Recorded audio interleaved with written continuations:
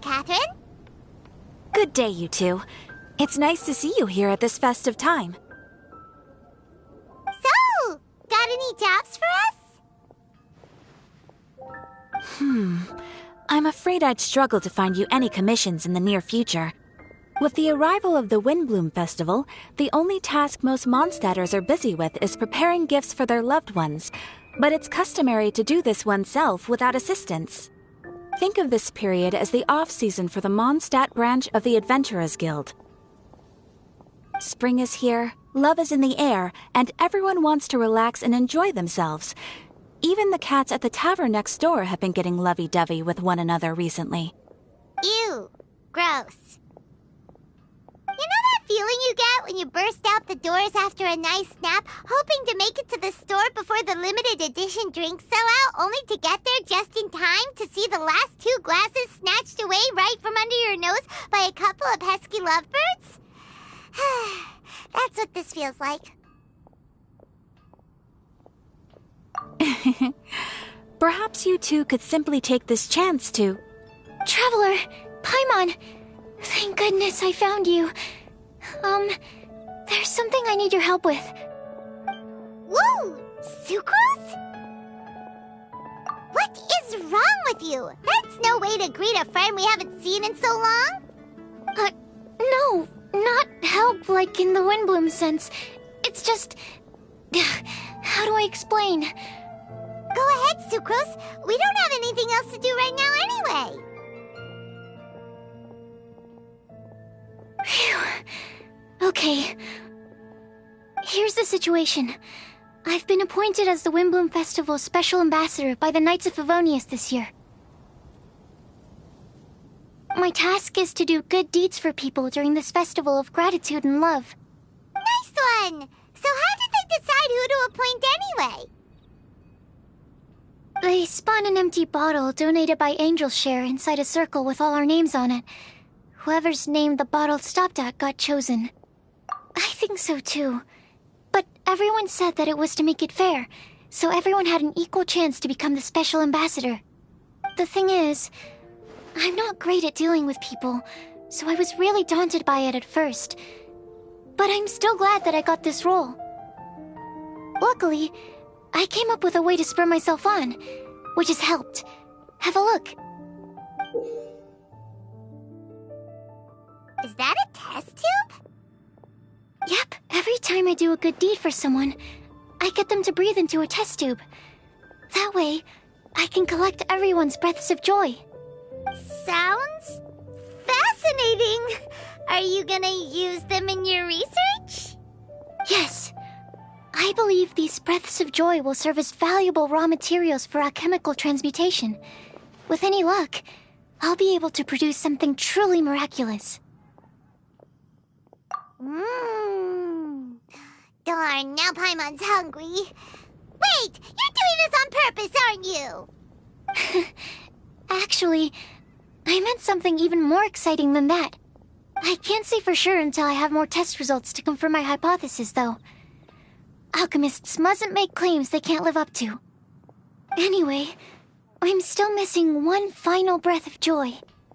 Oh, is that all you need help with? That's easy.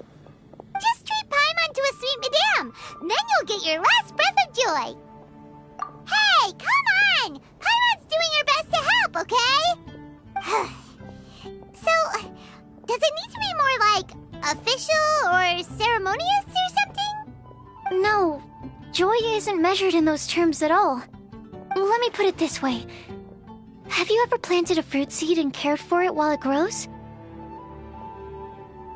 In the same way that those tender, sweet fruits are the product of your time and effort, the amount of joy derived from an experience is positively correlated to the degree of hardship overcome during it. For example, in my case, I would say that to experience a statistically significant amount of joy, I'd have to do something like spend 6 months developing a medicine formula to a point where it was finally consistently effective. Similarly, in order to collect a significant amount of joy from other people, I have to find ways to do something sufficiently challenging on their behalf. Oh, Paimon gets it now. Long story short, you want us to help you find people for you to help. Oh, that's pretty tough given that it's the Windblume Festival and all. Oh, I figured since you're such experienced travelers, you might have some ideas. But if even you don't know how to approach this... Really? You have a plan? Well, if she's in, then Paimon will help too. With the talking, anyway.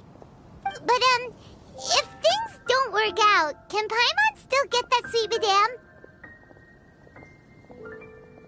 Oh, come on, Traveler. This is a festival of gratitude and love, after all. How could you refuse?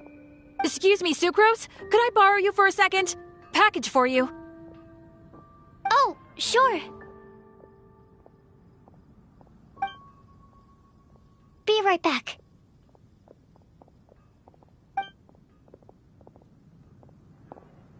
Wait, is that who Paimon thinks it is? That's Kale, right? When did she arrive in Mondstadt?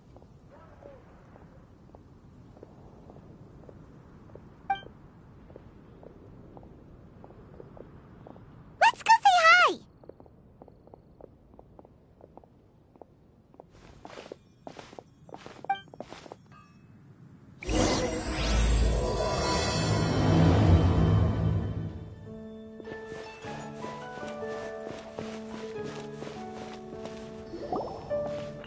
Kale! Hey! Oh, hey you guys. What are the chances? You were staring into space just now. Something the matter? No, don't worry. I'm fine. I was just looking at a Mondstadt children's book in the souvenir shop over there. While I was flipping through it, a piece of paper fell out. The writing on it was really mysterious. Almost like a prophecy. If you can do these things, you may light the lantern of utmost joy and receive a supreme blessing. And what does these things refer to? Find a flower that is not of this world. Find a guide who will never get lost. Find one who would never lie. Find a legend that never ends. So, 4 things in total. Here, have a look.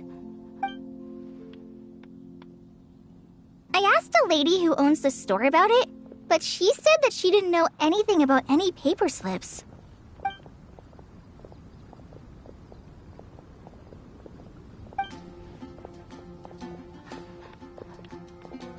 Hi there.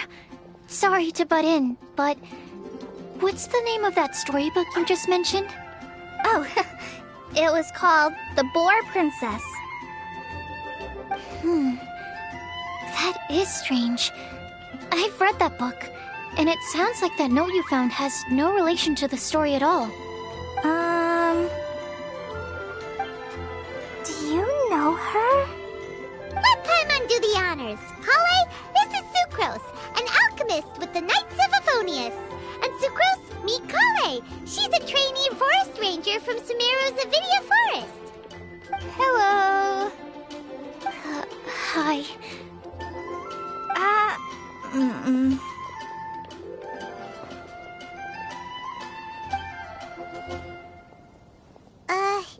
This is getting awkward fast. They're both so shy. So, Sucrose, what are your thoughts on this prophecy? Could it be real? Without having done any research, I couldn't comment definitively. But if you want my subjective opinion, I don't think that it's a nasty prank or anything. The only people who read children's books are those with a childlike wonder and imagination. Or children, of course. I'm sure that whoever put this prophecy there would understand that. Would they really do this just to spread lies and ruin someone's innocence? I can't imagine anyone being so cruel. That's a great take! I love it! Exactly! Who would want to hurt a child's feelings? Okay, so what do you think the blessing is, Sucrose? If I had to guess, maybe a fairy that can make people's wishes come true or something?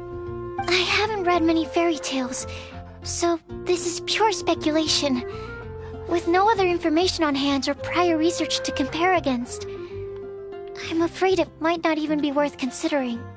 Wow! Her guesswork is really good, though. I want to pick her brain some more. But will she find it annoying if I keep asking her questions? We've only just met after all. What's the best thing to say to someone you're meeting for the first time? Well, yes. I mean, if possible. Then, what would you wish for, Kale? I'd wish for a better personality. Uh-huh. Huh? You can't waste it on that. You've got a great personality already. That's very kind of you. But if you know me like I do... Kale! I know that voice! It's...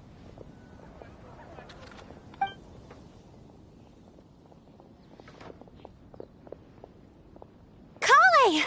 Whew. You made good time, huh? You're way earlier than I expected. I spotted your green hair way off in the distance. Good thing my eyes are sharp, or I'd have missed you.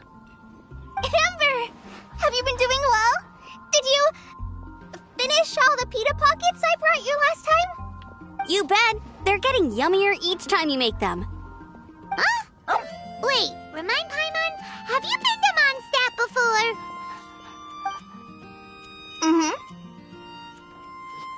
A long time ago, I had a lot of help from a lot of people here in Mondstadt. So ever since my Elazar got better, I've been looking out for an opportunity to come back to Mondstadt and tell them all the news that I've been cured. Thanks. If it's okay with everyone, why don't I take Kale for a walk around town? I'd like to show her some of the places she didn't get to see last time. Of course. Fine by me. Sure, go right ahead.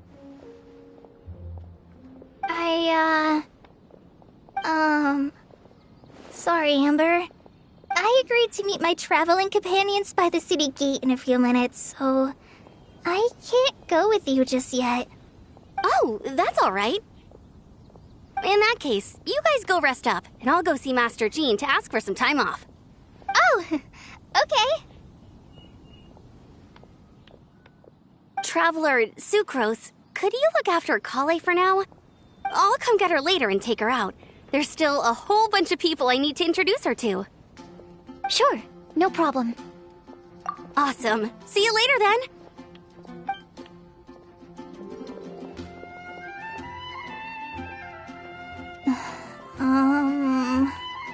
You all right there, Kale?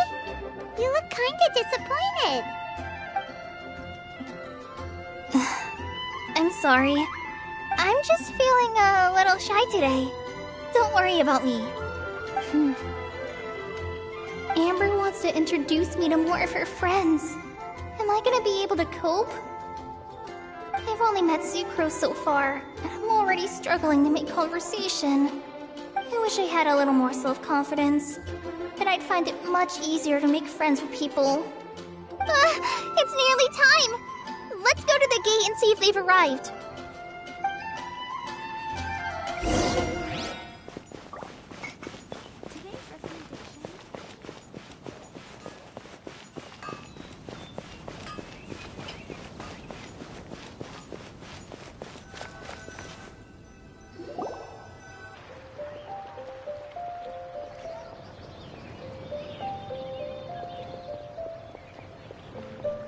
Why is this humble windmill such a great view?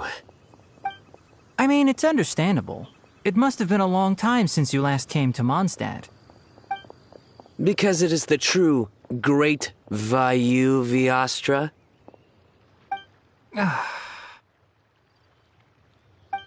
Oh, come on. Don't tell me you don't get it. View, Vayu, and also Mahamatra, Vayu Vyastra. No? Tainari! Sino! Over here! Whew, am I glad to see you.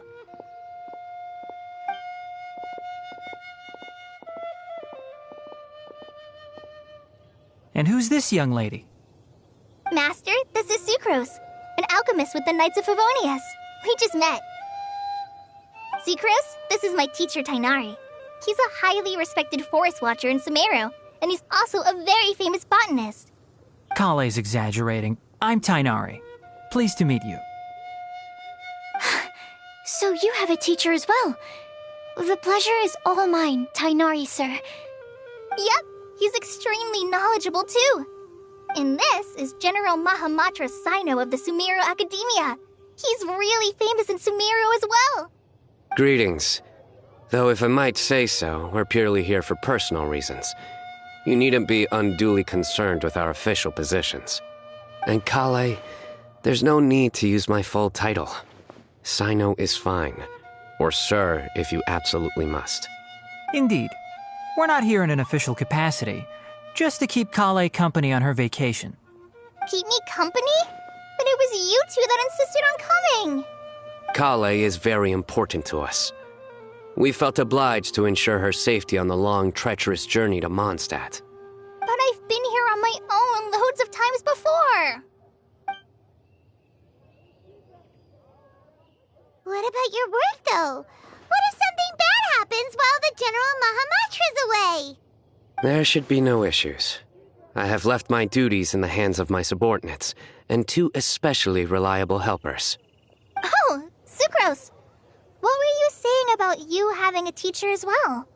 I was just going to mention that I think we're in a somewhat similar situation. I'm an assistant to Mr. Albedo, Mondstadt's genius alchemist. Oh, please, Sucrose. Genius is an unnecessary epithet. It will serve only to leave an exaggerated impression of me in the minds of our guests. Mr. Albedo, but it is an objective truth. Hey, Albedo's here too! Great! The more the merrier!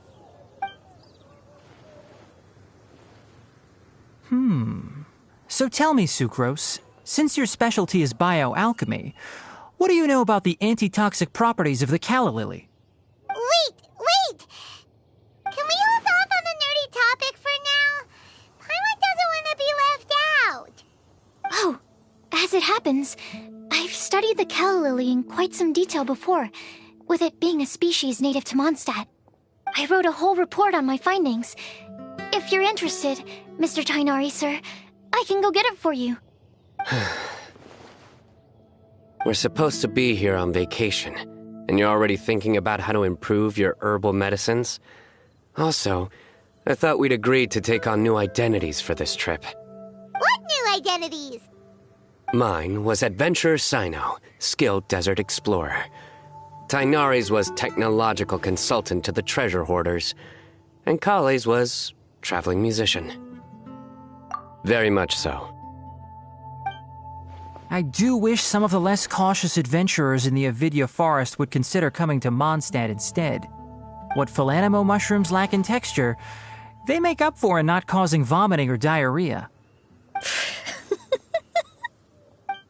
Are you contemplating using some compounds from the calla lily as active ingredients in a targeted antidote?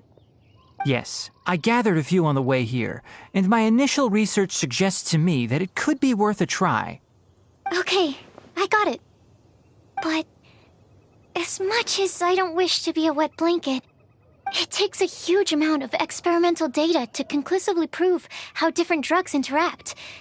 Estimating the total development time would be very difficult. Add in the time for procurement and delivery of essential materials, and I'm not sure if we could complete development before you need to return.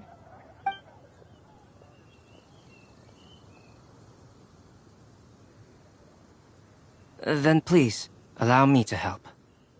Mr. Albedo. Apologies for my tardy entrance in the present discussion. I understand you're looking to make an antidote for poisonous fungi, correct? If you happen to have some samples with you, or relevant documentation on hand, perhaps you might give me the chance to review them later. But before that, I invite the three of you to look at this.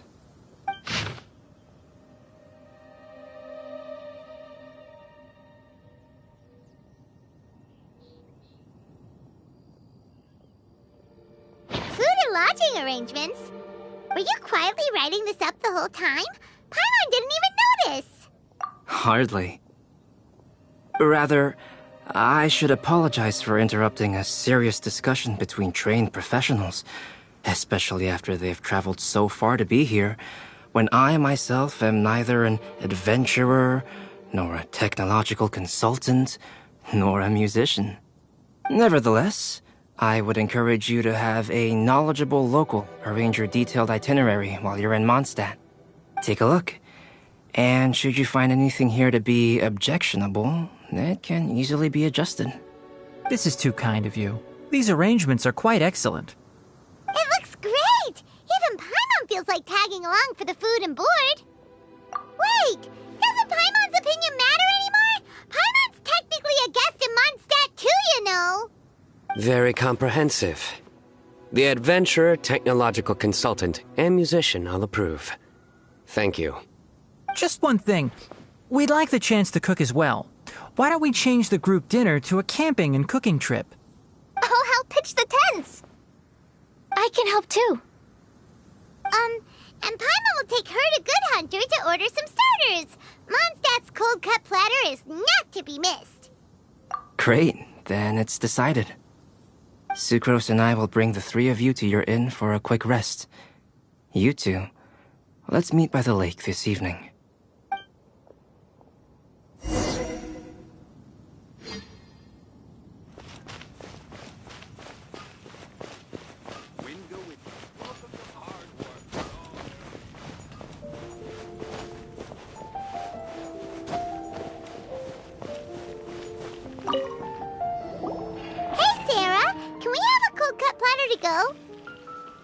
Sure, coming right up. Would you like anything else? Do we, want anything else? Yay! So you do remember after all! You're just the best! Paimon will give you the sweet flower from that sweet madame as a Windblume. No need to worry about that! Paimon can make room for good food. All right, just a moment. Oh, that was great. If that was a Windblume treat, then Paimon wishes it could be the Windblume Festival every day.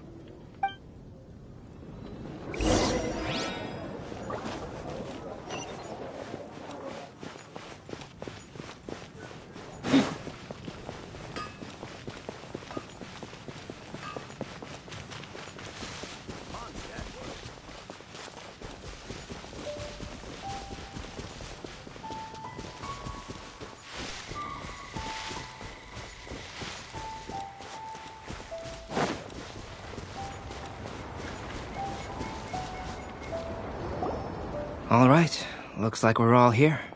Not at all. We just came early to set everything up, since we happen to be free today. Kale put up the tent so quickly, but still managed to tie very sturdy knots. You can really tell that she's a professional. I didn't do much apart from passing materials around.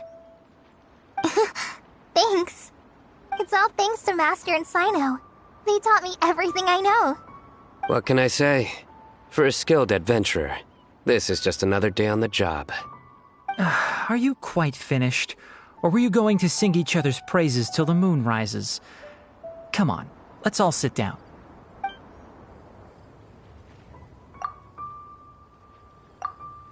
That sunshine sprat was really very good.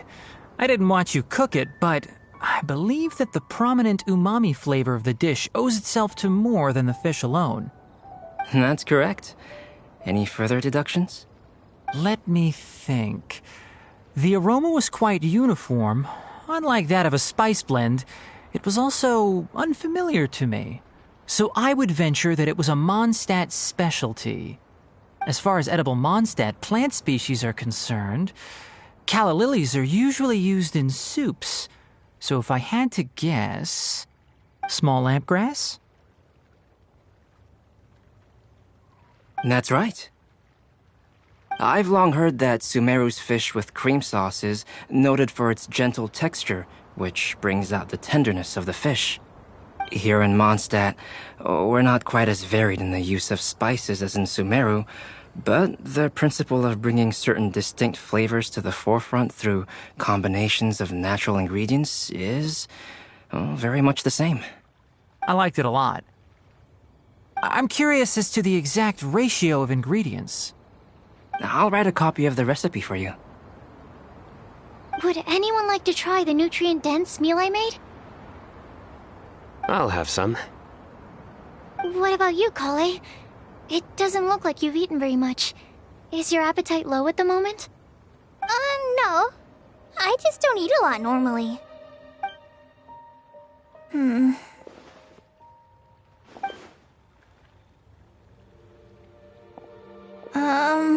Sorry.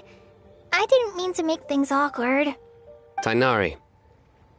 While we were on the road, we spotted something white, walking on two legs. Was that Paimon? Which day was this? Just after passing through Stonegate. Sino, are you sure your eyes were working that day? Or maybe your hood was blocking your vision? Paimon always flies. There's no way she'd ever walk. Is that right? I thought that you'd made me snacked on too many local ground nuts.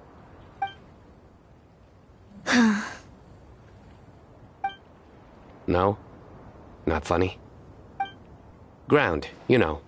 As in ground up, but also the ground. Ground nuts make you fall to the ground.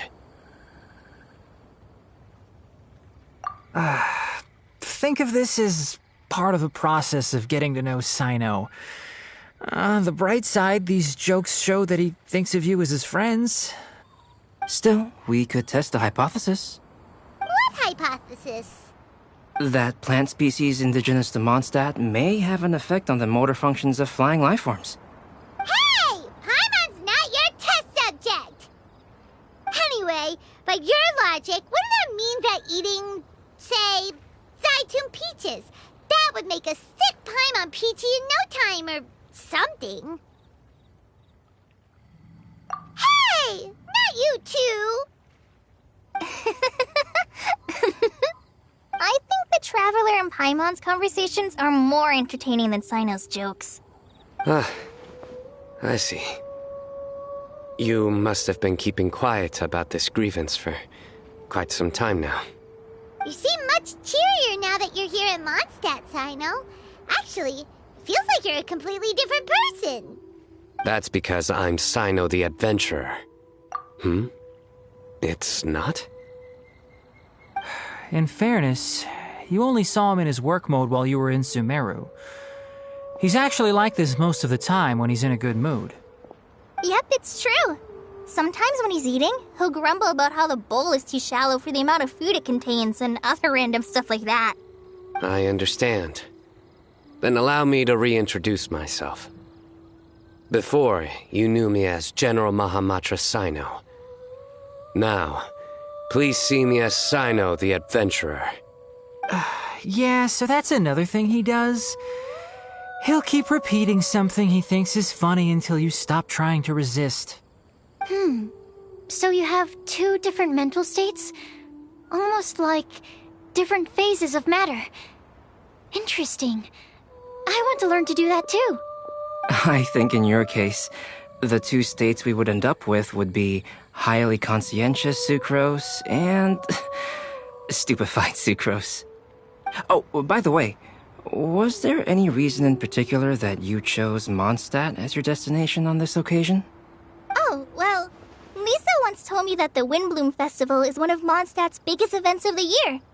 I wanted to take this opportunity to give everyone a Windblume, as a token of my heartfelt gratitude for everything they've done to look after me. Plus, it was a good chance for Kale to get out and meet some new people. Kale Lily. What? Kale's Windblume. Maybe she should call it a Kale Lily. It sounds very Mondstadt. There's also cauliflower, which would technically make more sense, but somehow it doesn't sound as nice.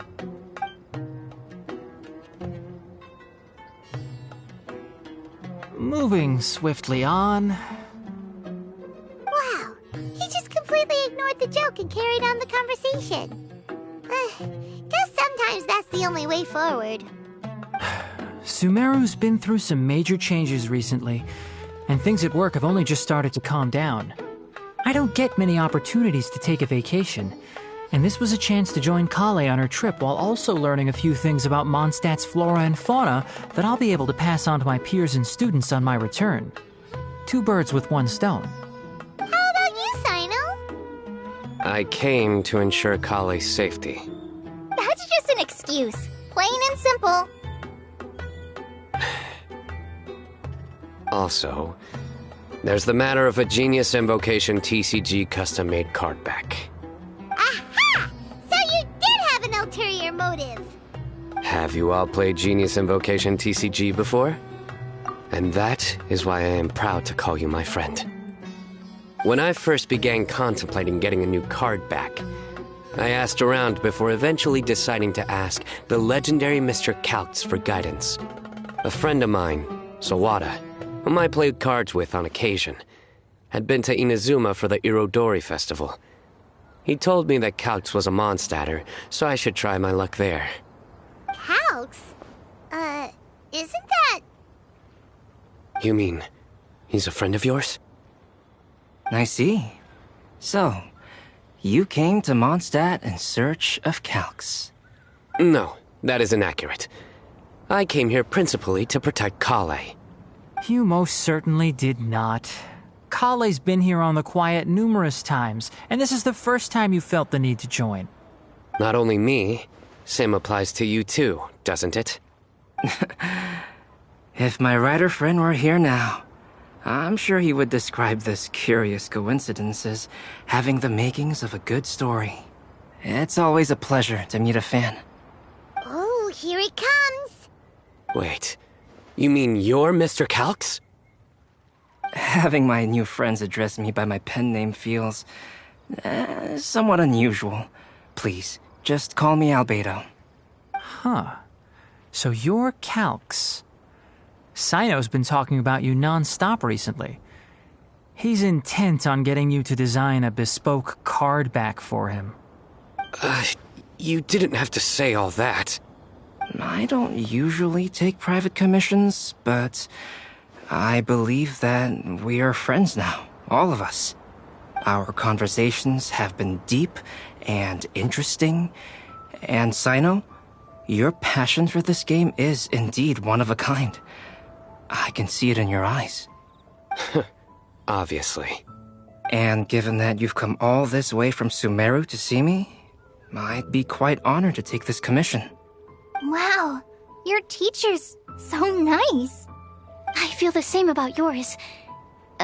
Well, they definitely have different personalities, but they're similar when it comes to their character. So, how much should I budget for the timeless masterpiece you will produce for me? Surely, timeless masterpiece is something of an overstatement. Any artwork fit to appear on the reverse of my card decks is by definition a timeless masterpiece, even if I do say so myself. Don't mind him. These TCG nutjobs are all like this. I see. So, this has an almost religious significance. Well, for starters, I'd like to hear a few more of your jokes. My jokes? You like them? I do. Really? I didn't see you laughing. Yeah, well, the joke's ability to induce laughter is a separate matter, but I certainly find them fun. If I might interrupt, does anyone else smell something strange? My nutritional meal! Will it be okay? Should we go over and take a look too?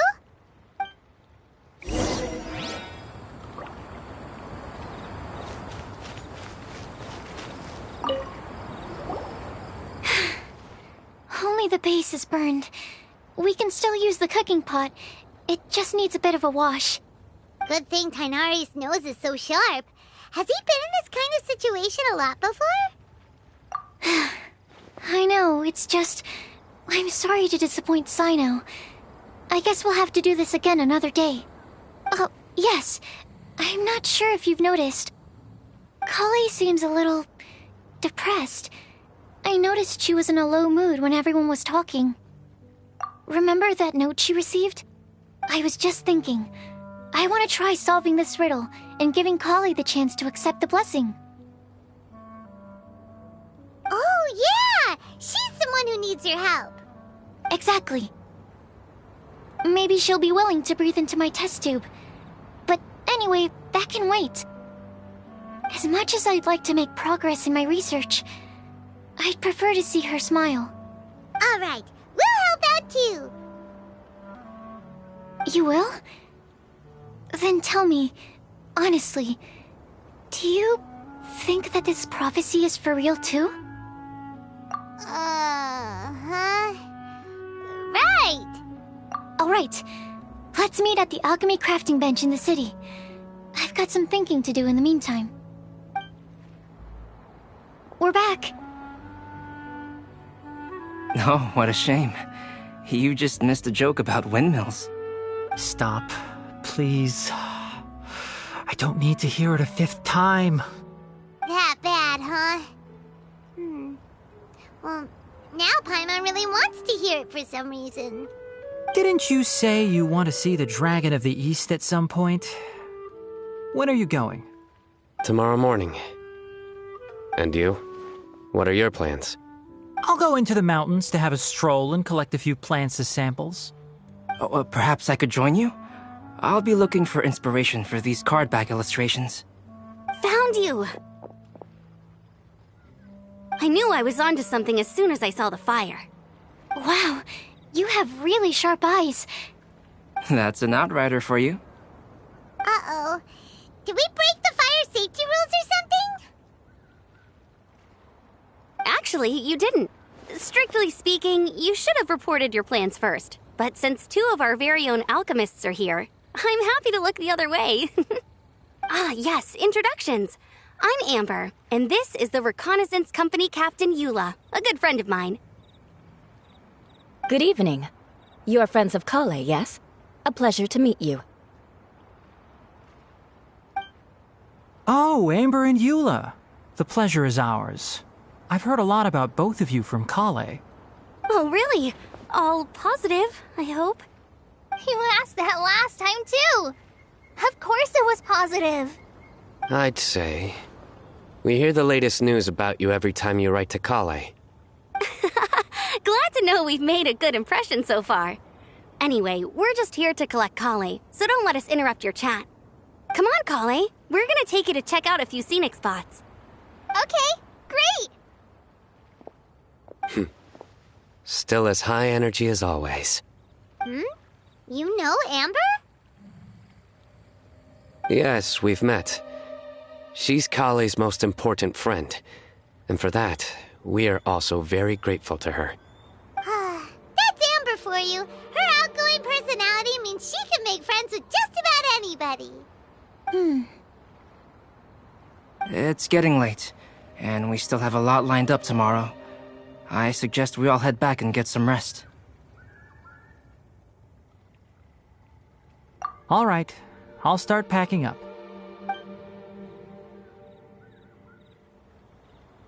You're gonna get the tone-deaf bard to check out that note, aren't you? Guess Paimon knows you pretty well, huh? Knowing him, he should be hitting the taverns around this time. We can go corner him and make him answer our questions. Let's move!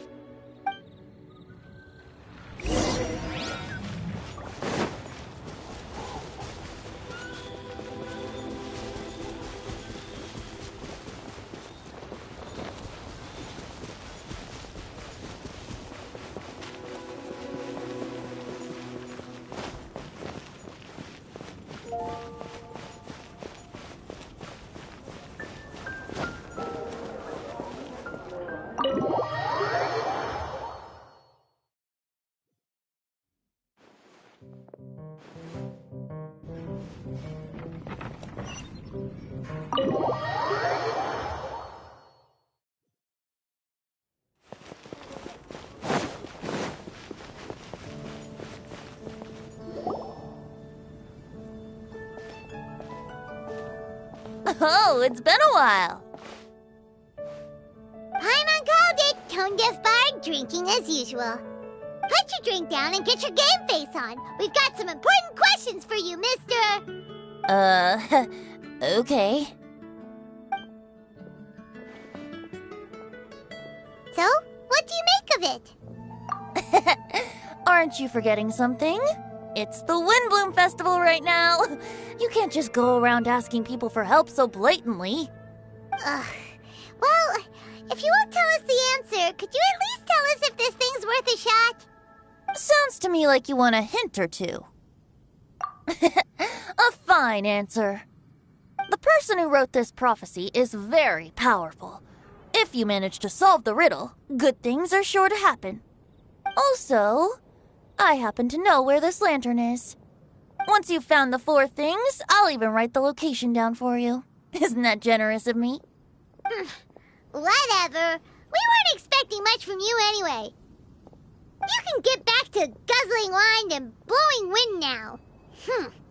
Oh, woe is me. Paimon sees me as nothing more than a drunken wastrel. There are actually a great many things that we bards are required to do. It just happens that enjoying life is the most important one. Once this is over, would you like to join me for a drink? You know, a favor for a favor.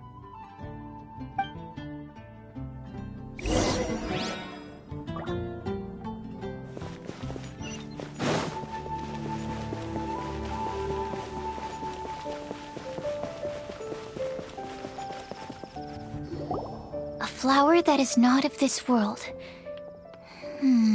Not of this world. Sucrose! We've got some good news and some bad news. Which would you like to hear first? Let's have the bad news first, I guess. Huh? Really? Don't most people usually want to hear the good stuff first? Oh, all right then. Basically, we went to Windrise to divine the breeze. The wind said that the prophecy is real and that your idea is a really good one. That doesn't sound like bad news. So what's the real bad news then?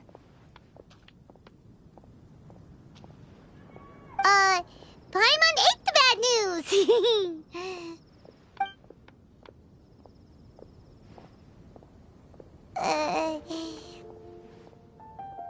Blame Sino. If it's not funny, then it's his fault. It's fine. Well, that puts my mind at rest. Now, back to the other issue I've been mulling over. I was thinking about the flower that is not of this world. It could mean a human-cultivated variety that doesn't occur in nature. But that's basically claiming that it doesn't come from this world in the first place, when actually it's just a variant of an existing breed. So, the initial question is, can the flower's origins be traced back to a natural organism? If so, it cannot be correctly described as not of this world. But then, supposing we identified something outside of that category, whose job would it be to decide whether it belongs in this world or not? Then the question becomes, do of this world and from this world mean the same thing? Or is it deeper than that? Whoa, slow down! Paimon's head is already starting to spin. Okay, I did have one other line of thought as well. What about a flower created using alchemy? Would that be not of this world? Albedo may know the answer, but asking him right away would be like asking the teacher for the answers to your exam paper. It would render our search for the truth meaningless. I'd rather try and figure this out for myself. Could it be the Windblume? Oh, now that you mention it, that's definitely a possibility. The Windblume doesn't refer to a specific flower. Everyone defines what it means for themselves. In which case, the Windblume doesn't exist in reality. This does seem like a promising direction. I've made a note. Okay, I better go read up on this. Yay! Paimon was actually useful this time!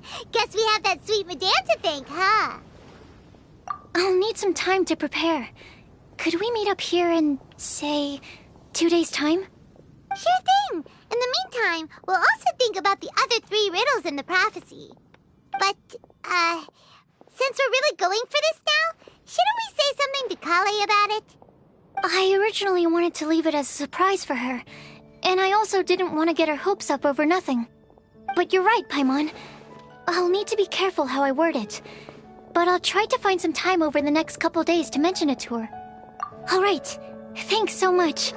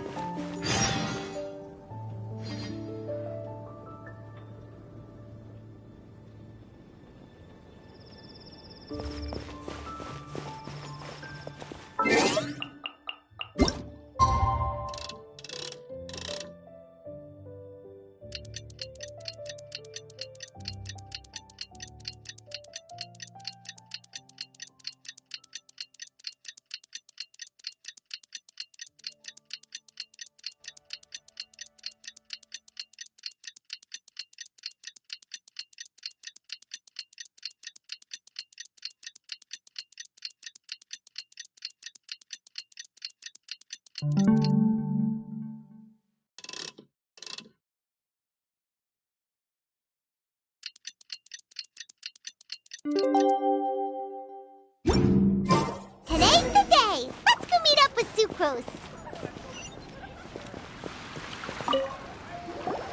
Sucrose, we're here! Oh, Traveler, Paimon. I only just arrived myself, so I'm still getting ready. Ah, and Kale just passed by a moment ago.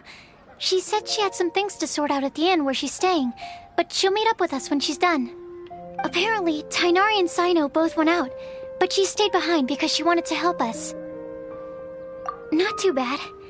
After reviewing it again with fresh eyes, I came up with a new theory which seems to hold some water.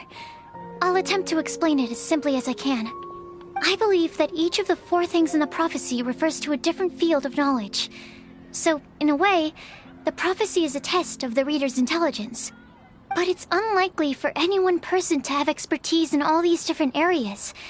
So I suggest that we seek out one expert from each and get their opinion. Also, in 2 out of the 4 areas, the prophecy seems to want us to find specific people. It may even turn out that the people themselves are the answers. So it sounds like we should put our heads together and list out the people who can help us. Exactly. I think we can go through each riddle in turn and generate 4 groups of names to match the 4 questions. Alright, then let's start from group 1. The first riddle was, a flower that is not of this world. Personally, I would still go with Albedo for this one. Alchemy is the most likely to have to do with otherworldly things, and he is by far the leading expert in this regard. Exactly! You're the creator of the tetratanic sweet flower. Who knows? Maybe that's the flower we're looking for. Huh? You really think so?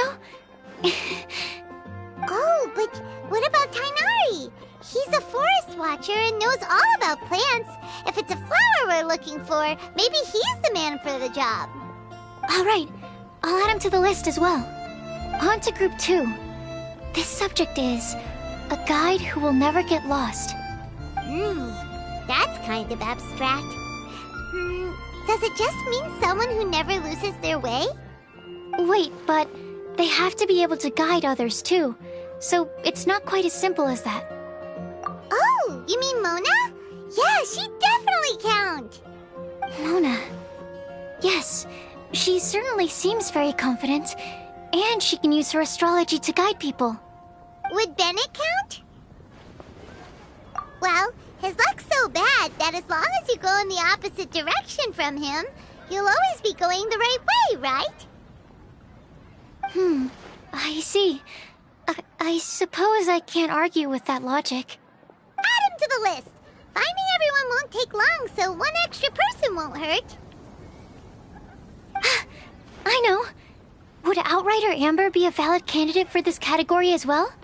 Yeah, she would! She's got a great sense of direction after all. As a matter of fact, when the Traveler and Paimon first came to Mondstadt, she was actually the one who gave us directions.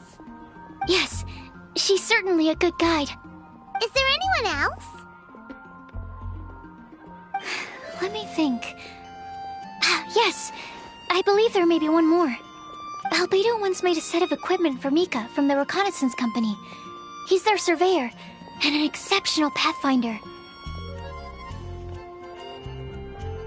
He's even instructed others in the discipline of surveying before.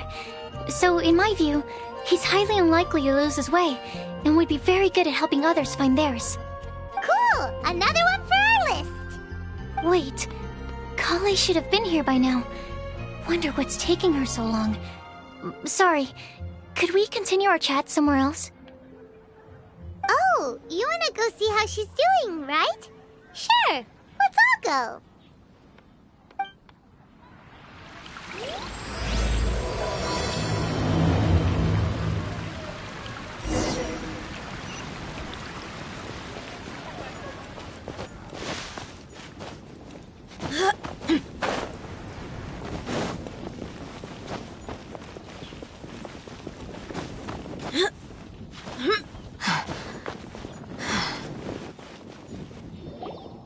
Hi, Kale. Hope we're not intruding or anything. Is everything okay? Sucrose! I was preparing some stuff. Is it time already? Oh no, I'm sorry.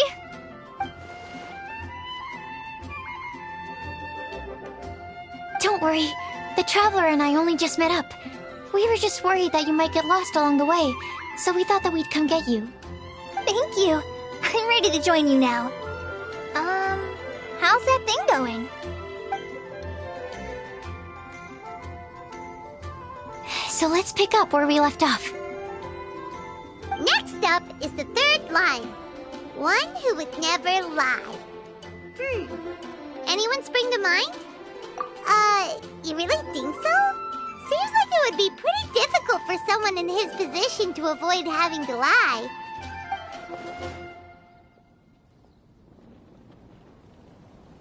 Then what about Kaya? He's the cavalry captain and a rather popular figure, but... You think there's something fishy about him too, huh? Yeah, he's definitely a sneaky one. Bet he lies all the time. I can't help but agree with you there.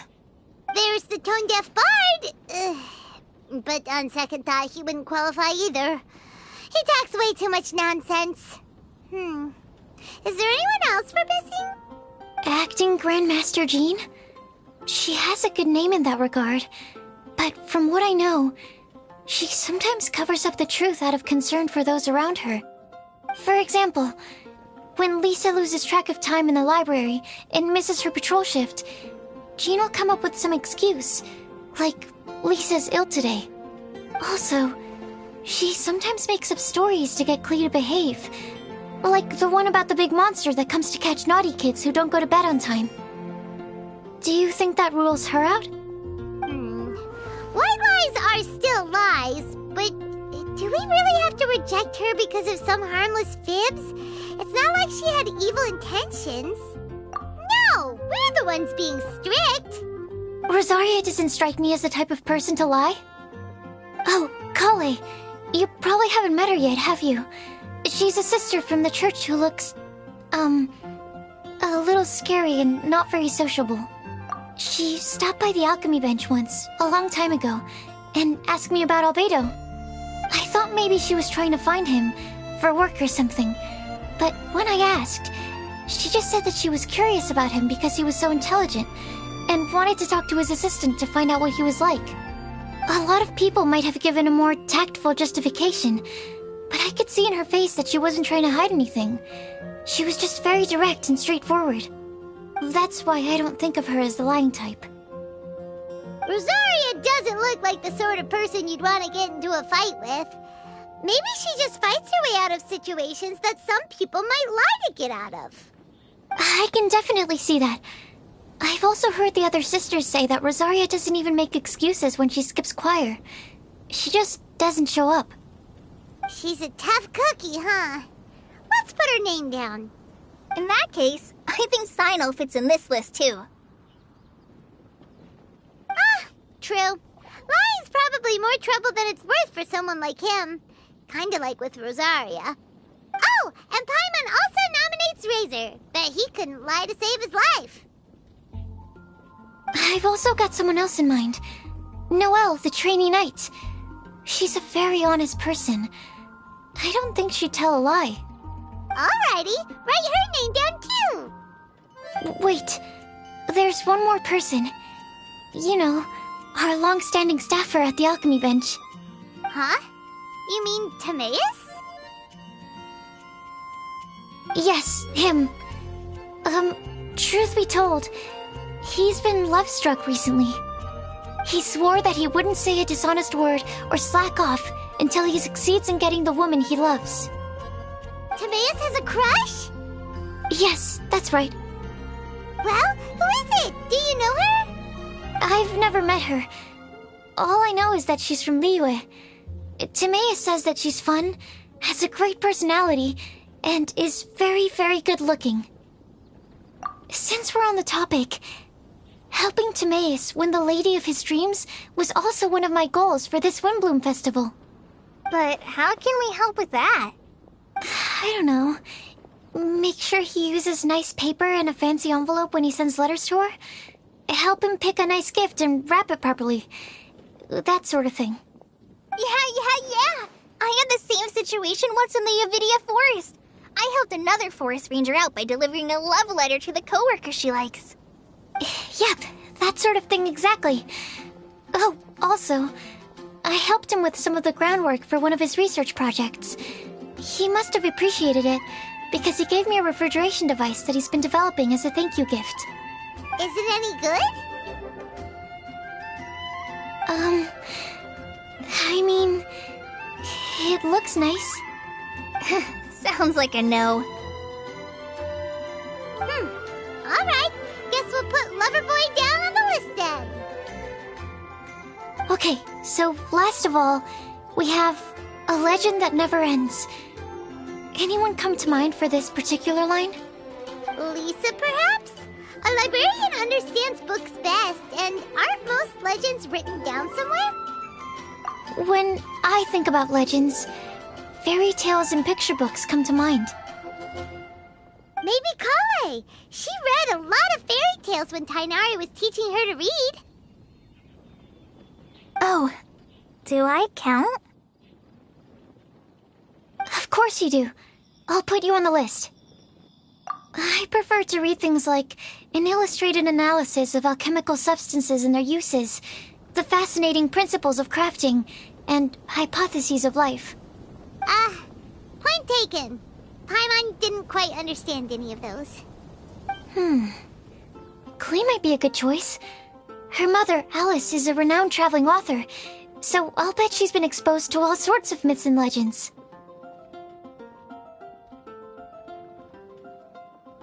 Alright then, Klee makes the short list. Well, that should just about do it. Next up, we should go and ask the people on the list about the prophecy. Do we have to ask absolutely everyone on the list? It seems like a lot of people. It is. So, I was thinking that perhaps we should split up. That might make our search more effective. Okie dokie. Also, I've thought of a method of gathering feedback. No problem. We can do that. You and the Traveler are practically joined at the hip, so you two can go together. I'll pair up with Kale. Capable Kale and sensible Sucrose. Sounds like a winning combination. Okay, I promise I'll help. Capable Kale. Yeah, I got this. Rest assured that the unbeatable Traveler and Paimon will do our part too. Off we go!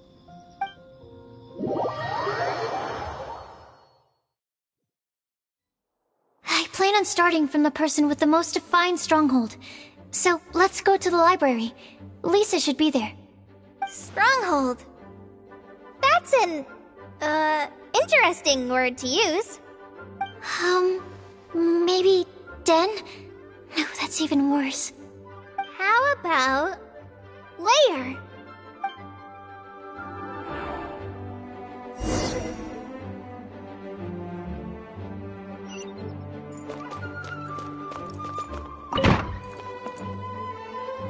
Here we are, Lisa's lair. Oh no, that was a bad word choice. Now Sucrose is using it. It's all my fault. Lisa, might I ask if... Huh?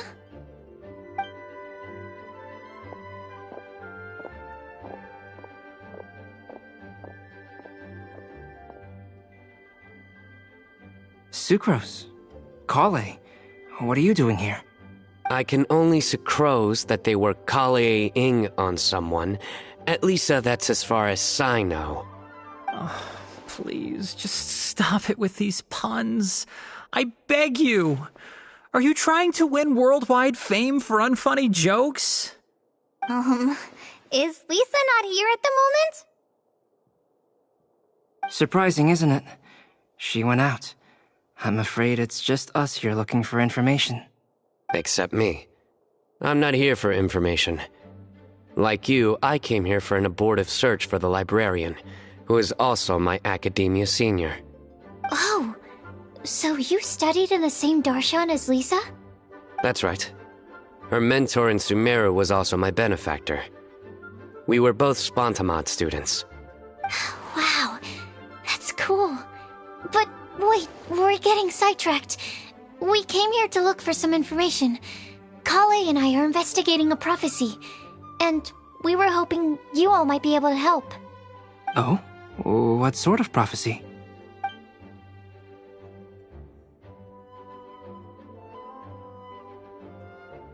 I see. You want to ask them about the flower that is not of this world, and me about the one who would never lie. But there's no rush. You don't need to answer right away. We're just here to tell you about the situation. You can take your time to think it over and submit any thoughts you have in written form to the Sucrose mailbox. The Sucrose mailbox? Yep. I was thinking about it on the way. And although they seem like trick questions, there's a lot to mull over once you get down to the details. A quick answer off the top of your head might not go into enough depth. So, I decided to place a mailbox next to the alchemy crafting table. Everyone can submit their written answers there when they're ready. We don't have to call it the Sucrose mailbox, though. It could just as well be called the Sucrose and Kale mailbox. Or even the Sucrose, Kale, Traveler, and Paimon mailbox. I think in this case, we can just go with your quick answer off the top of your head. Sounds like a good solution. Certainly more reliable than verbal discussion alone. Agreed.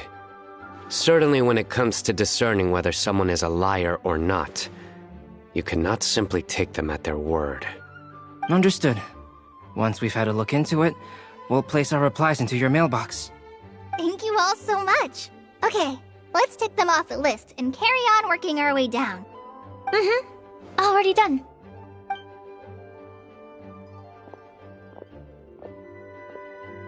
I'm pleasantly surprised to see those two introverts getting along so well. Do you get the feeling that Kale's return to Mondstadt has emboldened her more contrarian side? Yes, I'd noticed that too. Traveling and meeting old friends are both good for the body and soul. And isn't rediscovering one's youth while revisiting old haunts a worthwhile pursuit? When I first met Kale, she'd never known happiness or youth, but things are different now. Her Elazar being cured was a huge milestone in her life. Kale is a very sensitive and introverted child. I'm sure you must have noticed that too, Albedo. From the time she's been in my care, I've observed that she's actually a very lively character by nature. But she had a very rough start in life, and it changed her.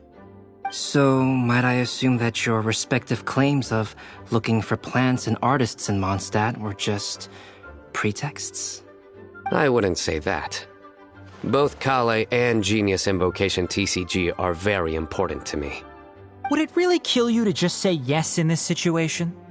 Fine. Yes. We came out of concern for Kale. She's been back to Mondstadt of her own accord several times, but it has led to no significant improvement in her mood. Well, it won't hurt to give her some more time.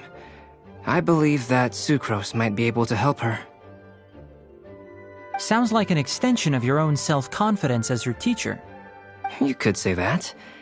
In a similar vein, I've heard that Sumeru scholars often build their social relationships based on their academic ones. Is that true? I suppose it might look like that from your perspective. Sumeru society is something of a special case.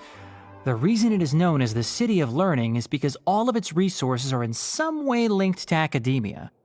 As such, academic resources equate to social capital. It is not unheard of, for example, for people to build a family in order to pursue further studies. But the relationship between the three of us is not an academic one turned social. We've never even worked on a paper together for starters. Oh, so the academic paper is the nexus of the academic family. Interesting. I would think of us more as siblings. An equal and pure relationship, unaffected by academic considerations. As much as I'd prefer not to admit it, that statement is not inaccurate. I can understand that position. I have a younger sister myself, and it's only natural for me to be protective of her. What you described fits the idea of a city of learning, as I imagine it. The family is where all social relationships intersect. As such, a family founded on common goals may actually be more stable. By the way, who's the eldest between you? Let's not go down this rabbit hole, please. In terms of age, I'm the eldest, of course. He just doesn't want to admit it. But your mental age is younger than that. I dare say even by enough to be the youngest sibling. Perhaps I could bring Kale into this happy family to be your elder sister. No. You will never see me admit to being the youngest sibling. Except perhaps as a last-ditch effort to turn the tables in a game of cards.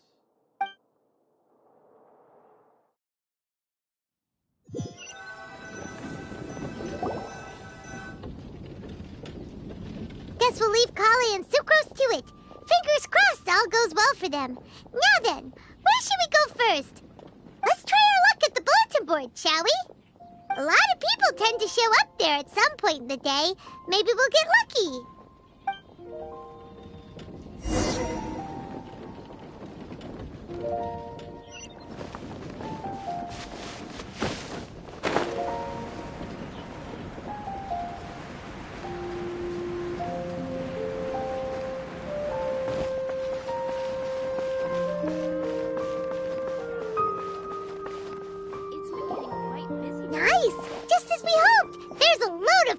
Here. Huh? Even Lisa's here. Hey there, Traveler and Paimon. It's been a while. How have you been?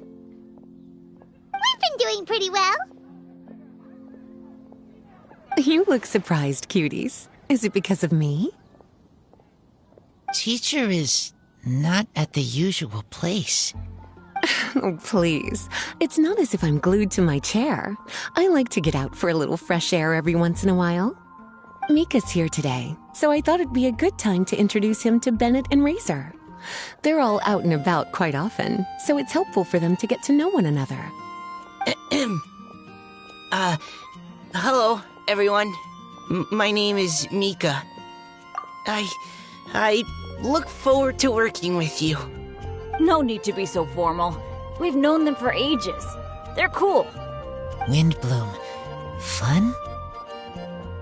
Actually, we haven't gotten to the fun part yet. We've been busy investigating a prophecy. A prophecy? What kind? A good one or a bad one?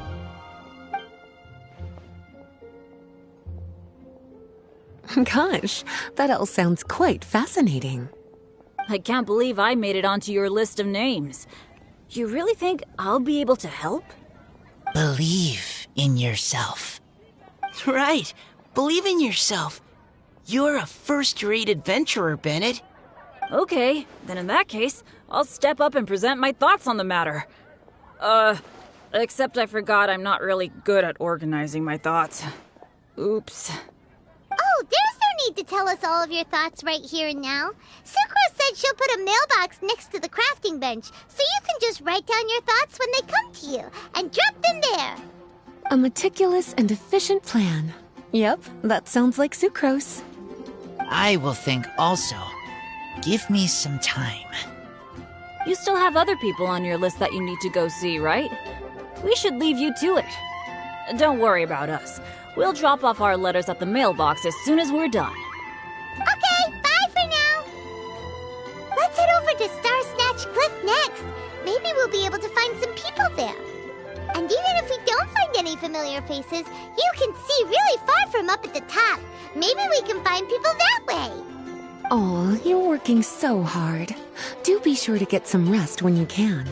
If you get tired, you know you're always welcome to visit me for a break and a cup of tea.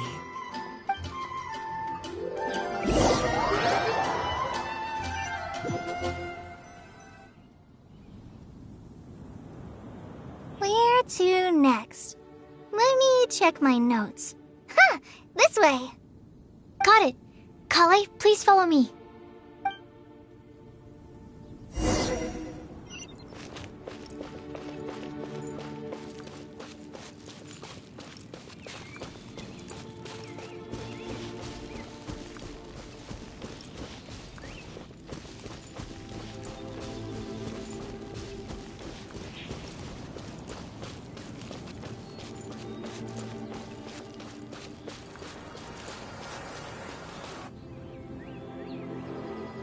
Oh, it's our lucky day.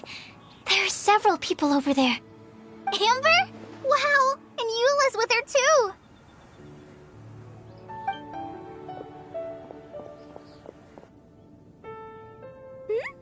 Oh, it's Sucrose! And Klee also spies the girl with the long scarf. Kale, we were just talking about you. Oh, right, I don't think you've been introduced to Noelle before. Kale, this is Noelle, maid of the Knights of Favonius. Nice to meet you, Kale. I missed you the last few times you were in Mondstadt, so I'm glad to finally meet you in person. Oh, nice to meet you too, Noelle. My name is Kale. But you already knew that. Relax, you two. There's no need to be so courteous. We're not on some kind of diplomatic mission here. Klee, what are you doing here? Are you planning to blast some fish? Nope. Klee's on patrol with the other knights. Huh. Now that you mention it, it looks like everyone here's a Knight of Favonius except for Kale and me. I'd heard that there was a very young knight in the ranks, but it's still a surprise to see with my own eyes. Kale, what do you do? I'm a trainee forest ranger in the Avidia Forest. Trainee? It means I'm not officially a fully qualified forest watcher yet. I'm still learning. Oh, you're just like me. I'm still working towards becoming a fully qualified knight. Technically, though the distinction is hardly relevant right now. This isn't a very formal patrol. We're just chatting. Don't panic, Kale. Just pick a topic and join the conversation. Don't panic. Whatever you do, don't panic. It's just Amber and her friends. There's no need to be nervous. Let me guess. Were you chatting about the new guests in town? Yep. A few folks from Sumeru have come to visit, so we're brainstorming a few nice surprises for them. Amber! Sorry, At least I didn't say anything about what the surprises are. Oh no. How am I supposed to join this conversation now? What do I say to that? Speaking of nice surprises, we've actually had a fairly big one recently. What kind of surprise? Tell me! I'm saved. Secros is giving me a lead-in. Now, I just need to follow on from what she's already started talking about.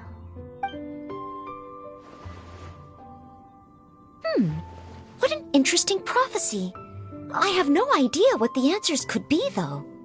So essentially, you're gathering information to help you solve the riddles, correct?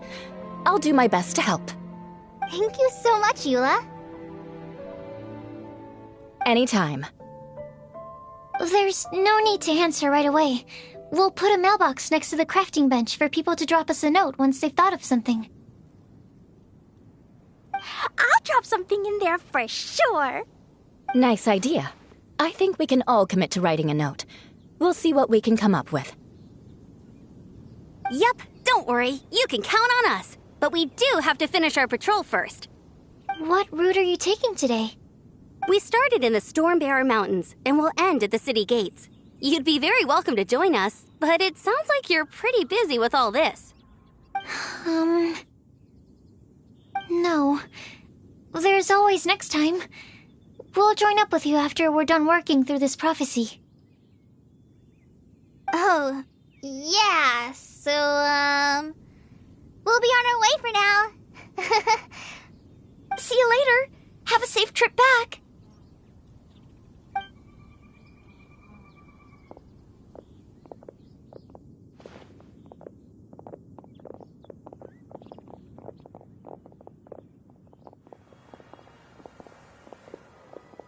Are you okay, Kale? Was it that obvious? No, not at all. It just looked like you had something on your mind. So that means it was obvious.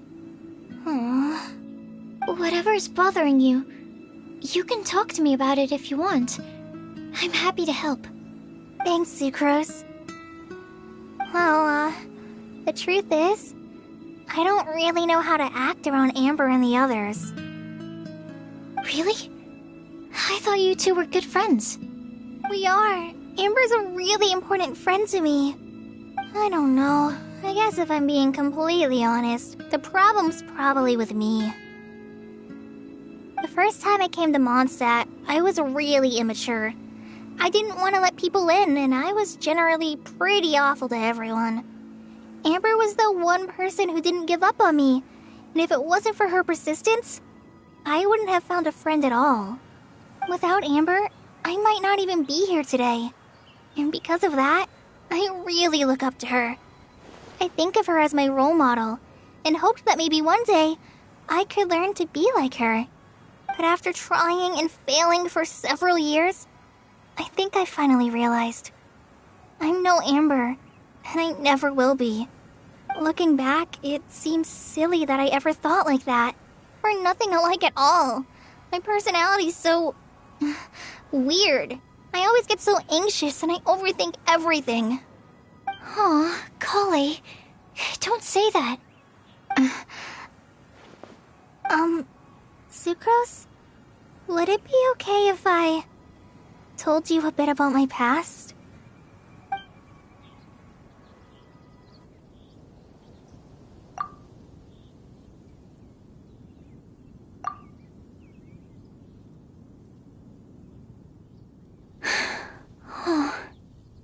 I already knew bits and pieces about her, but still, why did she have to go through all that? I'm sorry. We've only just met and I'm already dumping all of this on you. This is why I get so frustrated at myself. I'm always doing this. I get into a spiral of self-doubt, and then I end up having to find somewhere to vent it all out. No, it's fine. I'm really glad that you're willing to tell me all this. People don't open up about their deepest feelings unless they really trust the other person. Don't you think? At least, I think it's kind of an honor. And, I mean, you've probably noticed by now, but I don't have the best social skills either. I always just end up talking about the things I'm interested in, and going on and on. But even so, you still listen to me when I talk my head off about alchemy. It's a relief to listen to you talking about yourself for once. If you hadn't told me all of those things, I never would have guessed that you struggle so much. Honestly, I feel like we're very similar people. Really? Yeah. Everyone has their own problems to deal with. I certainly do. All the feelings that you talked about just now, I totally get it. It takes so much more effort for us introverts to fit into a crowd. When you were saying about how you try to think about what to say in advance, and you're constantly terrified of saying the wrong thing and making things awkward, I relate to that so much. Oh, and also that part about studying under a genius. In fact, before meeting you, I'd never met anyone who seemed so similar to myself. Oh. I'm not very good at giving words of comfort or anything, and I'm not gonna tell you to just get over it or stop worrying about it. How about we just sit here for a little while? We don't have to force a conversation if we can't think of anything. We can just sit here together. Sucrose has stopped talking, but for some reason, this doesn't feel awkward at all. Maybe she's right, and we're more similar than I realized. In Sumeru, I always like to find a quiet place to just sit and watch the scenery, but it's always by myself. I never thought there'd be a day when I could do this with someone else by my side. Mondstadt's breeze is so gentle and soft. Hey, Kale. See that cloud over there? Doesn't it look like one of my test tubes? I don't think so. Sorry. Then, maybe we're not quite on the same wavelength on everything. At least, not when it comes to looking at clouds in the sky. Thank you, Sucrose. I feel much better after talking to you. Yeah, it helps a lot, doesn't it? I also vent to my flasks, sometimes. The next time I get the chance, I have to show you my Tetratanic Sweet Flower, and my Tetratanic Windblume. Your Tetra... what? 2 of my favorite things I've made. They're really cool. I think you might like them. Oh, okay. Yeah, you'll definitely have to show them to me sometime. I brought some crackers with me. You want one? There's cheese flavor or tomato flavor. Sure. I'll try the cheese one. Aw, look! They're enjoying the scenery together. Shall we go play with them? No, it's fine. Let them sit for a while. We're not what Kale needs right now. She needs a new friend. Someone different who's never met her before. I don't get it. Is there a difference? There is. You'll understand once you're a little older, Klee. People can draw different kinds of strength from different kinds of friends. And right now, Kale needs someone that's just not the same old me.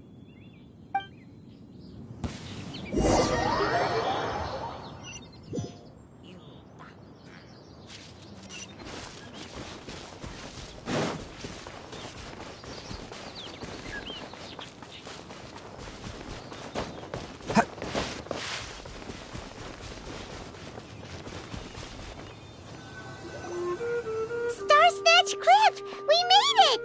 Paimon hopes we find someone we need here. Help! I beg you, please don't let go! Who's that yelling? Let's hurry and take a look.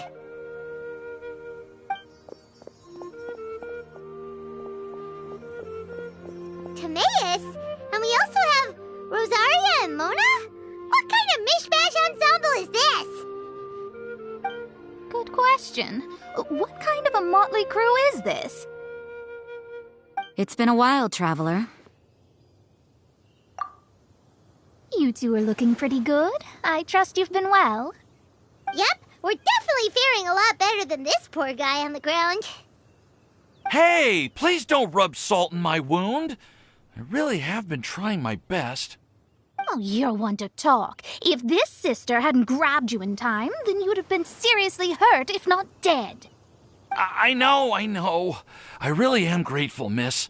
I can't thank you enough. Don't mention it. Just lending a hand. Quite literally. And had she not lent him a hand and pulled him up, he would have gone tumbling down the cliffside. What happened? Did Timaeus almost fall off the cliff? Well, so what actually happened was I came to Star Snatch Cliff today to pick some flowers and ran into Mona on the way. She took a look at her scry glass and advised me to turn back because it would be dangerous. But you still came up here anyway? Well, yes, I did, because there's something I just had to do. Oh, I hardly think giving flowers to your crush is worth throwing one's life away for. It's rare to run into someone with a death wish in this area. I don't have a death wish. I just didn't think it would really come true. I mean, when Mona said it would be dangerous, I thought I'd be fine as long as I watched my step cautiously. I'm sorry, okay? I was wrong. I'm telling you, I'm just here chasing the love of my life. Love-struck Mondstadters is what the Windblume Festival's all about. Okay, that explains you. But why is Rosaria here? I was looking for a quiet place to escape the crowds. I wasn't planning on having to save a life along the way. So that's why the scryglass just showed danger instead of fatal danger. Very funny. Anyway, Traveler and Paimon, what brings the two of you to Star Snatch Cliff? Just trying our luck. We've got a lot of people we need to see today, so we've been all over the place. Actually, you're some of the people we were looking for. Huh?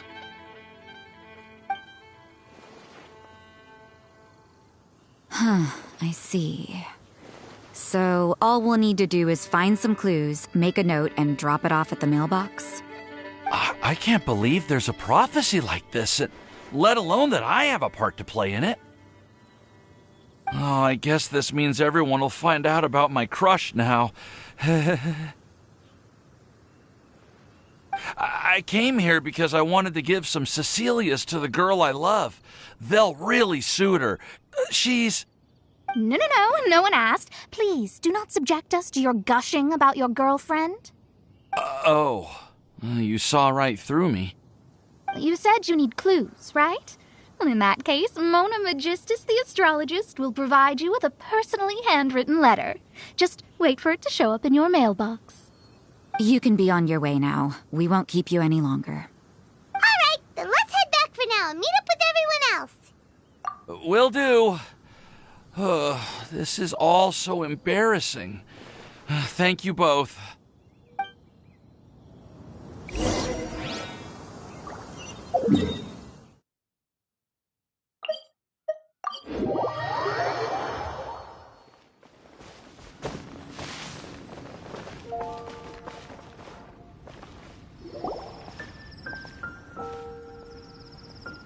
We're back!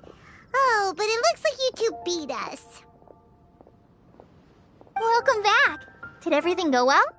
Yep, we managed to find and talk to everybody.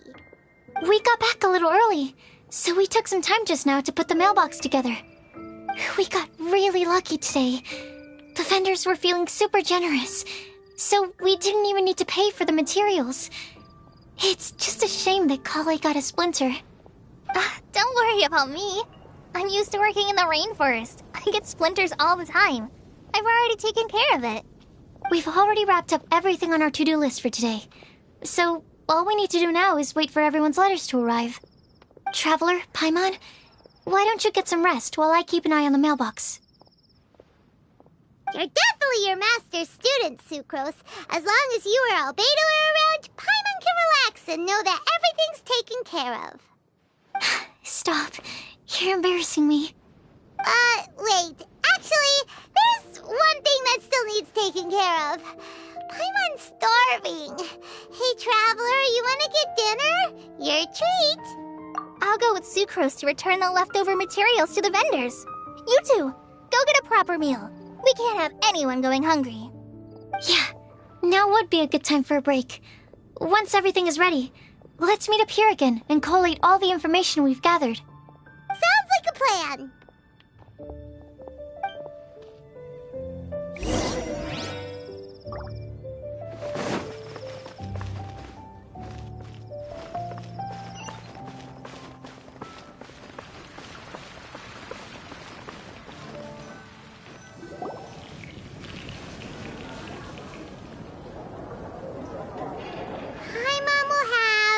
This one, and this one, ooh, and this one.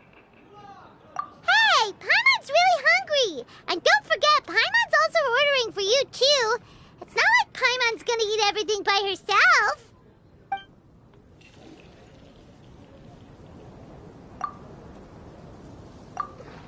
Ooh, Paimon is super full.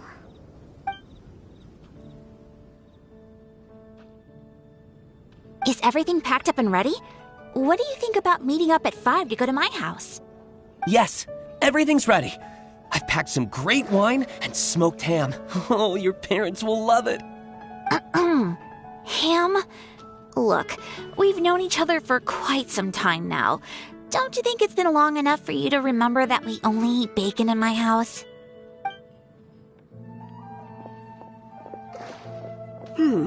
I must remember to get some milk today on my way home.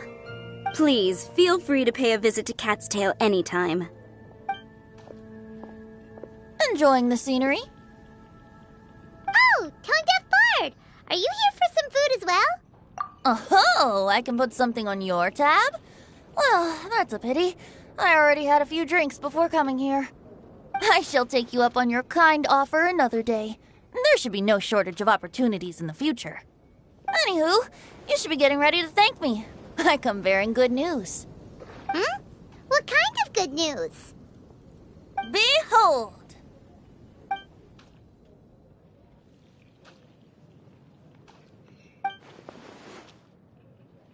What is it? It's what you need the most right now.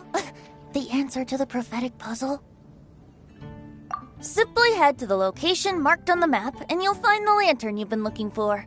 However, if I were you, I wouldn't just go and reveal the secret right away. As you've seen, a lot of people have been laboring hard to uncover the answer. A secret is like a well-aged brew. The aroma from the bottle is sweetest when revealed in the company of friends. Then it's settled. I'll leave you to your business for now. Feel free to find me for a chat again once you're done working through the prophecy. Also, if you have some time, we could organize another fast-track love poem class. Oh, you're starting that up again? I sure am. Nobody else has signed up this year, though, so the duty to learn falls on you. Anyway, see you later. Benti always looks so relaxed whenever we run into him. Paimon can't help but be jealous. Excuse me, if you don't mind, could I chat with you for a moment? Oh? Who are you? You may call me Scarlet. Just like you, I'm a traveler visiting Mondstadt from another land. Mind if I buy you a drink? Leaving the door open for another time, I see. I can tell that you've dealt with a lot of people during your travels. You can tell? Well, we are very experienced adventurers after all. I can. That's why I tried to strike up a conversation with you in the first place. I was on my way to go shopping earlier when I overheard your conversation next to the crafting bench. From what I could gather, you were trying to investigate a bizarre prophecy? Yep, bizarre is definitely the word. Don't you think it sounds just like the kind of story that would happen in Mondstadt? Anyway, that's why I wanted to ask you a favor. If and when you manage to unravel the answer to the prophecy, could you let me know what it is? Not so much the prophecy itself, but Mondstadt as a nation. That's what I'm interested in. I was born in a distant land, but I have family and friends who once lived in Mondstadt for a long time. They said that it's a great place full of fairy tales and romance and recommended that I come for a visit. As it happens, someone I know has an anniversary coming up soon. So I figured this would be a good time to come here and see all the sights that she once saw. What do you think about Mondstadt so far? It certainly lives up to its name as the city of romance and freedom. We think so too. So, about the prophecy. Thank you. You're very friendly. It's been a real pleasure to meet you. I'll leave it to you then. Hope you continue to enjoy the city and have a wonderful day.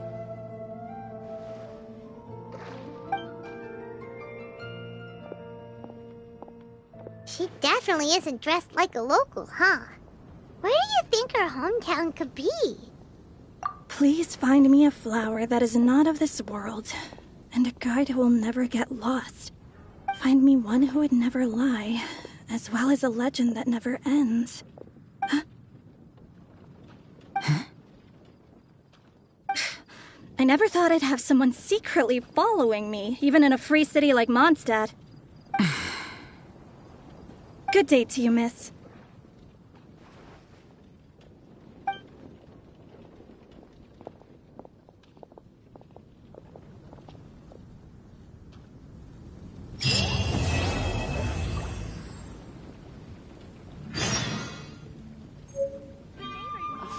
That is not of this world. It's been getting quite busy. Are you referring to the real Windblume?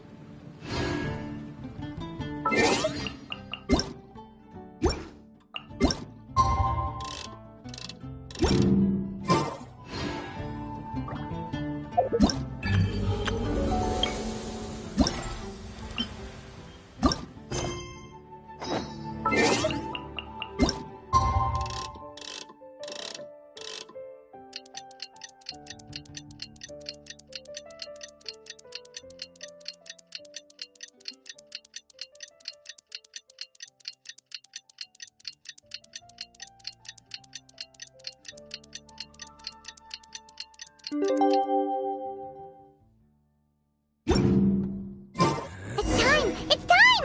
Let's go meet Sucrose and Kale at the crafting bench!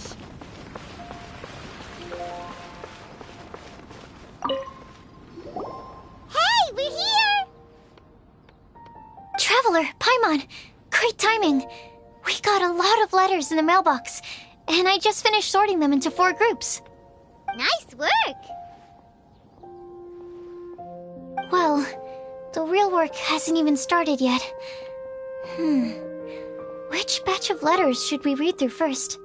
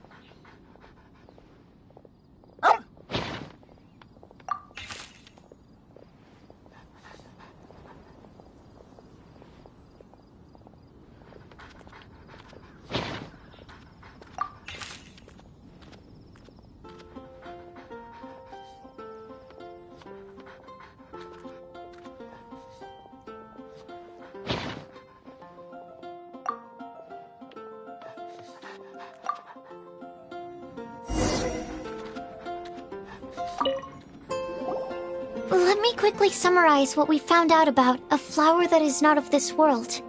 Tainari believes that on closer examination it might be logically paradoxal, while Albedo says that his answer would be better discussed at length in person. As for my answer, I think a clock in the shape of a flower would constitute one that is not of this world. Here's what we've gathered regarding a guide who will never get lost. Mona said that she'd like to join us in uncovering the secret behind the prophecy, while Bennett suggests Fischl, Mona, or the Traveler as potential candidates. Mika didn't submit much, but he did draw a vegetation map for Master Tainari and wrote up a dragon spotting calendar for Sino. Amber also wrote in. She said that she sees herself as nobody's guide, but everybody's friend. As for one who would never lie, Rosaria removed herself from consideration, but both Razor and Sino are willing to support us in our search. Timaeus seems to have forgotten to write to us. And finally, this is what we've gathered on a legend that never ends. Klee said that her mom has a number of friends who like to write storybooks. Lisa believes that legends live forever in people's hearts. I think that for a legend to be never-ending, it has to be filled with hopes and dreams, and actively passed from one person to the next. So, what are the answers to the 4 riddles then? You're really smart, Paimon. I bet you can figure it all out in no time. Or, let's all share our thoughts on what we think the answers might be.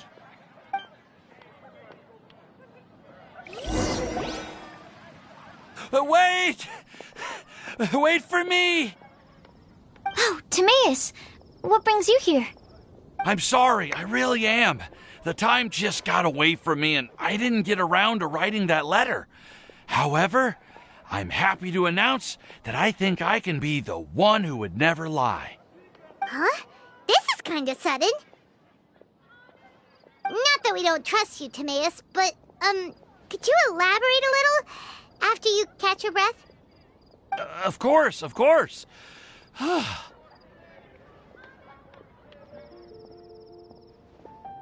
Do you still remember the time I,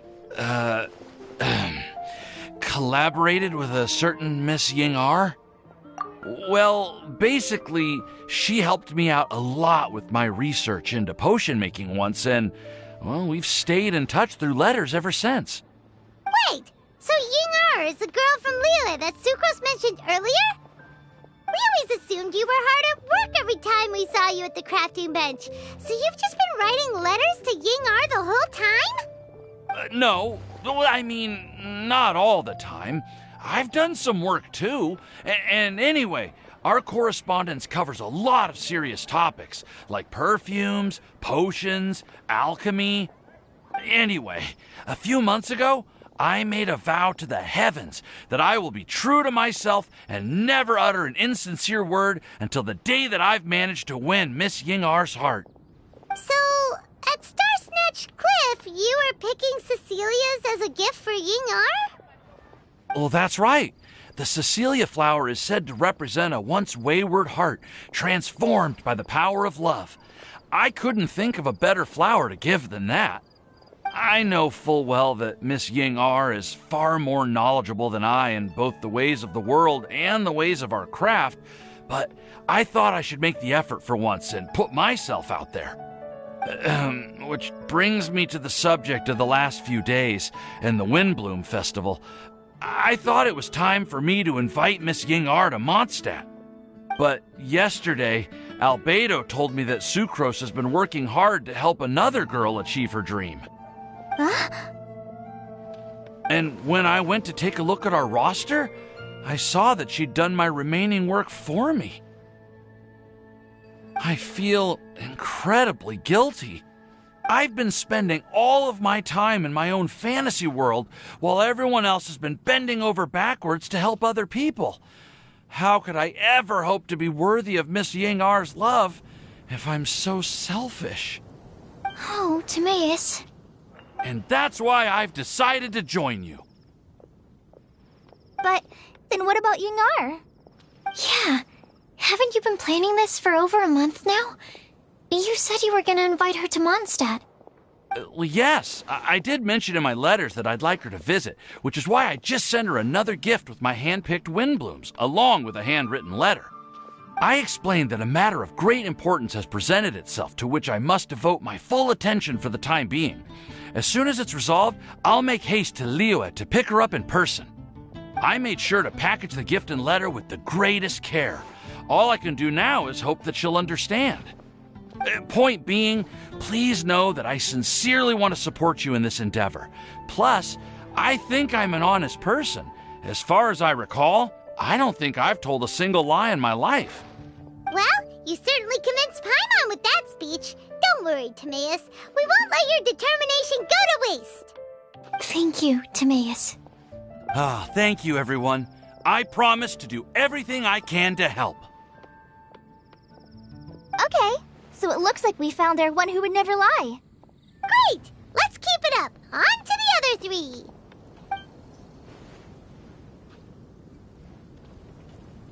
Okay, Paimon will do the honors. Ahem. We have with us here the flower, the guide, the legend, and Timaeus.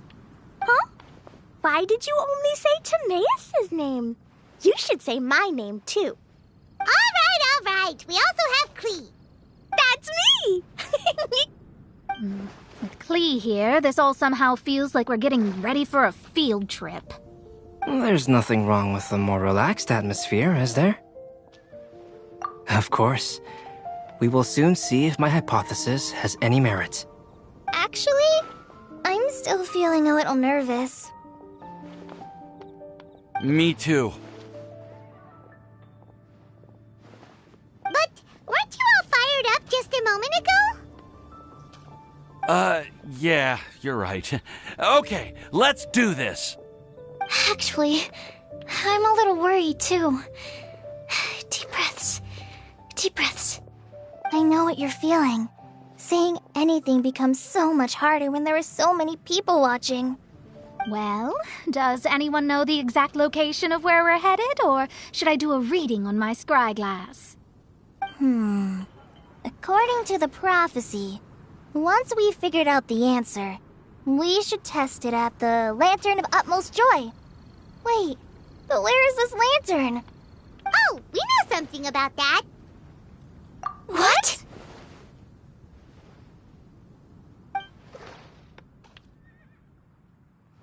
Wow, that's amazing.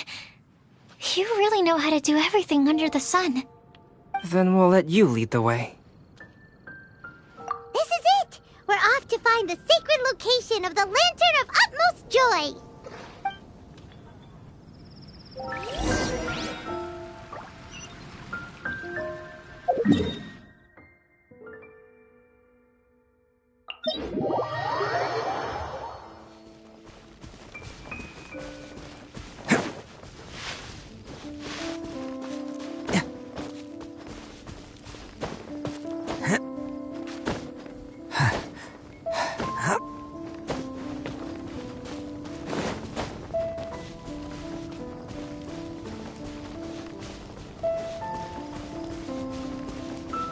According to the map, it should be somewhere around here. Let me take a look. Oh, it should be right up ahead.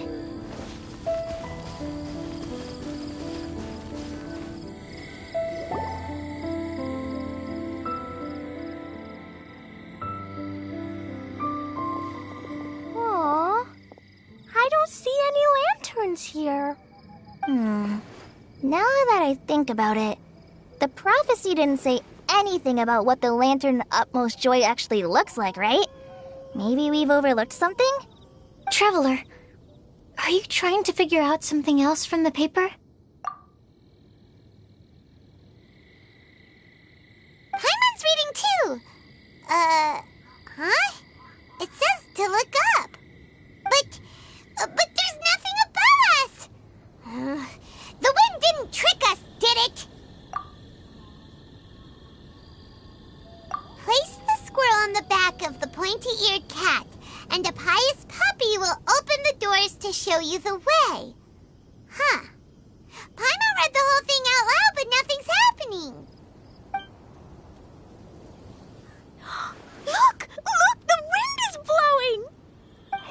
strong wind current. Let's ride it up and see where it leads us. Huh? We'll have to fly up there? Can someone carry me with them? Here.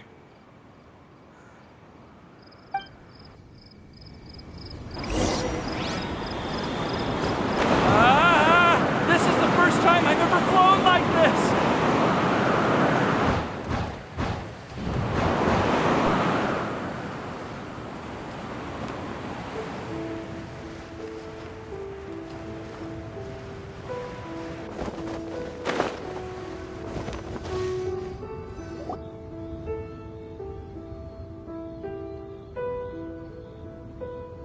How did this little island get up here in the sky? Did somebody make it? Just to be safe, I've been jotting down our entire route here. This way, no one will get lost. Oh, good thinking, Kale. Who would have thought we'd find this kind of table here? Weird. It's almost as if someone was holding a tea party. I never would have guessed that such a place could exist. Right above Mondstadt, too. Wow, look at that pretty lantern on the table. There's even a chair for each side of the lantern, too. There seems to be something on the back of this chair. Let me have a closer look. Take your seat, present your answers, and you shall reach enlightenment. Well, as far as instructions go, I guess that's simple enough. So we just need to do as it says, right? Wait a second. Huh? What is it, Albedo? We'd better make sure this place is safe before taking our seats. Everyone, please stay clear for a moment. Well, all our questions and doubts aside, the scenery here is pretty amazing. It'd be impossible to feel stressed here. How is everything, Albedo? Everything seems to be fine. I didn't find any traps or suspicious mechanisms, but I also couldn't find any overt destructive devices. Huh? What do you mean?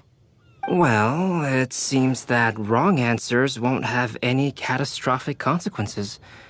Looks like we'll have to sit on these chairs and fulfill the prophecy. Everyone, I would like to suggest that we try some risky answers on our first attempt. Let's reserve our most confident answers for the second round. That sounds kind of smart. But why? I get what he means.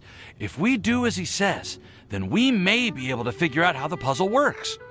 I see. That makes a lot of sense. Mona, is there something wrong? You're not looking too good. Oh, are you hungry? I brought some snacks. Thank you for offering, Klee, but that's not quite it. While Albedo was checking just now, I gave my scryglass a spin hoping to find some information. But there's a strange aura to this place. It's almost as if someone has been staring at me as soon as we stepped foot in here. But if nothing here has actually been physically tampered with, then no. Could that person be?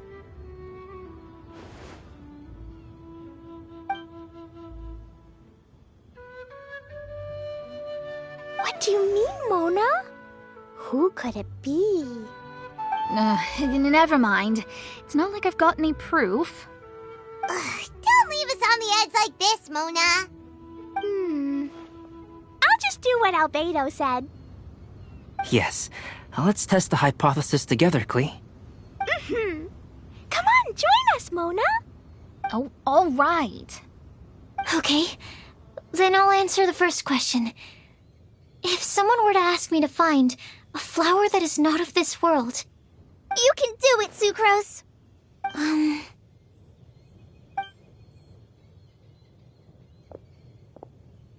Then I would fetch a tetragenic sweet flower. All right, I'm up next. My part of the prophecy is to find a guide who will never get lost. Kale, I hope you found your answer. My answer is that I will be that guide. For a long time, I have been guided by others. It's taken me a while, but I finally made it to where I am today. Although I still haven't made a name for myself, and I'm still quite immature, I would still like to put my name forward. Because I would like to become a guide that can help others. I want to help others the same way Amber, Master Tainari, Sino, and everyone else helped me. Now it's my turn to pass on the gift that I've been given. All right, it's up to me to answer the third part. I'll submit myself as one who would never lie.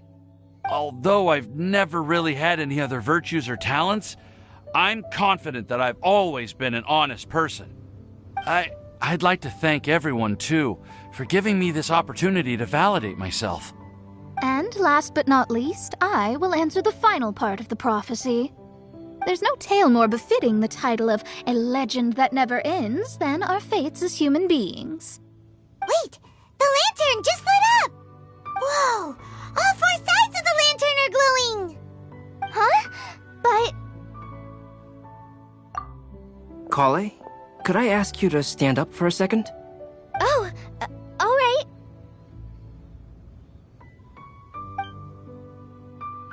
Huh? What's going on?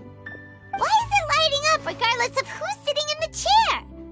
Didn't it say we have to answer all the questions correctly? It's pretty clear now, isn't it? We've just proven that there is no right answer for this prophecy. No right answer? But how could that be? Although the instructions had come from an old and enigmatic prophecy, it is in fact nothing like the ancient mechanism that we had all imagined it to be. I believe the lantern only serves as a simple signal. And to think, I never expected you to actually find this place. What? There's someone else here? We meet again, traveler. Hey! You're that Outlander we met the other day at Good Hunter! It's all thanks to you that I was able to find this place. Good thing that you were too preoccupied with the prophecy to notice someone tailing you from the shadows. Oh, is that so? Then, why do I spy yet another person following in your shadow? Wait, really? There's no need for pleasantries. You should know I'm here for you. Is it just because I'm a visitor from abroad? I was there when you snuck your way into Marjorie's place. Huh. So you had your eyes on me even then, huh? That was 2 whole weeks ago, you know. It's hard not to notice you when I'm on duty every day. All right. In that case, I'll admit it. I was the person who slipped this prophecy into the storybook. Huh? But why? Then, does that mean this wasn't a real prophecy after all? Don't worry. Even though you probably have plenty of reservations about me, you can be sure that the prophecy is genuine. In fact, many of you here today may have heard the code name of the one who left the prophecy to me. She hailed from an ancient assembly of powerful women, each of whom used a single letter to signify themselves. Who would have guessed? It seems that power was indeed left behind by the old hag after all. Ah, so you're B's student. It's an honor to meet you. I am Scarlet, the successor of Jay. Well, what are you talking about?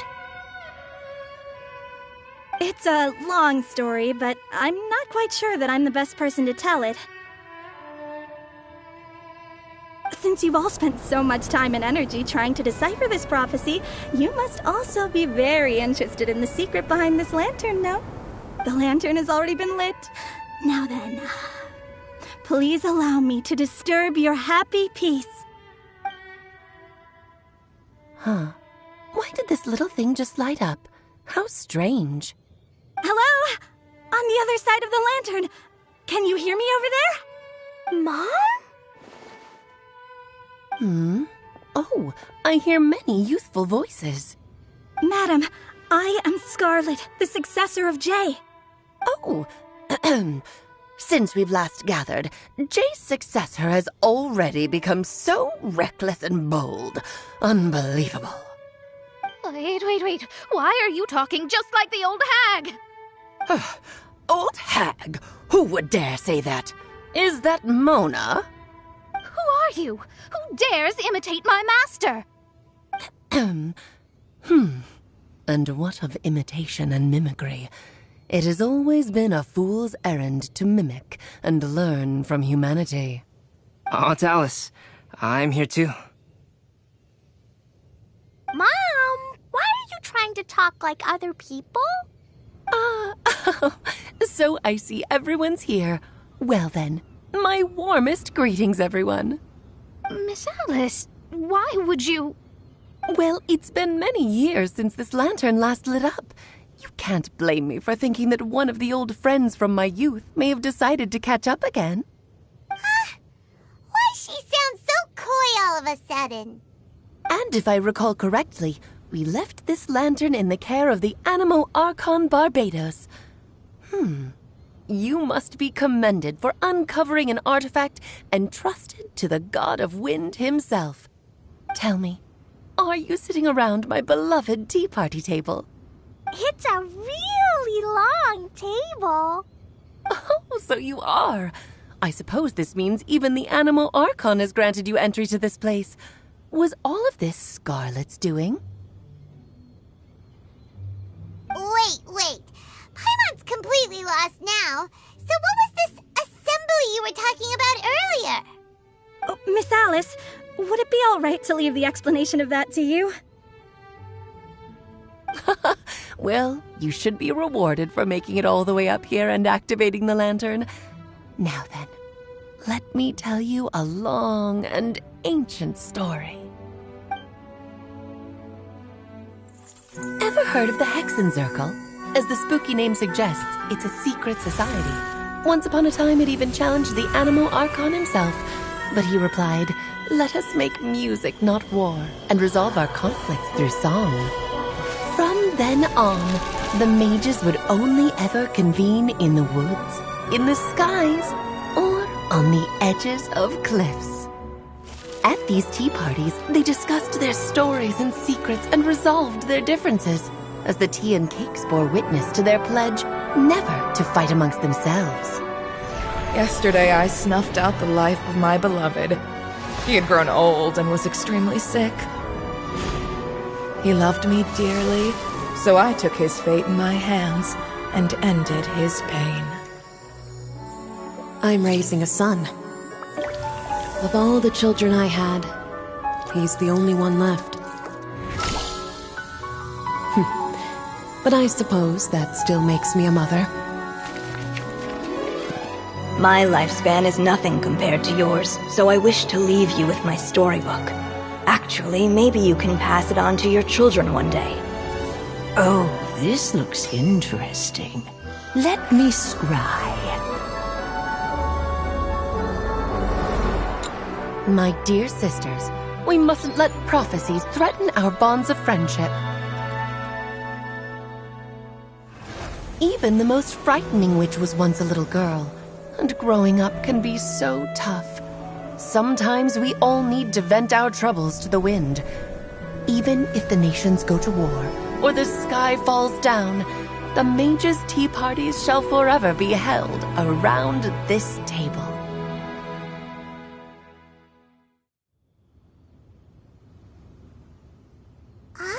So this is where the legendary mages held their meetings. That's right. We often met here to chat and have tea. Then what about the part saying that if we light the lantern of utmost joy, we'd receive a supreme blessing? About that. I never expected anyone other than Jay to actually read the full contents of that prophecy. It's a little embarrassing. The truth is, that prophecy was actually just a letter that we sent to Jay as a group the day before her wedding. So it was indeed written by all of you.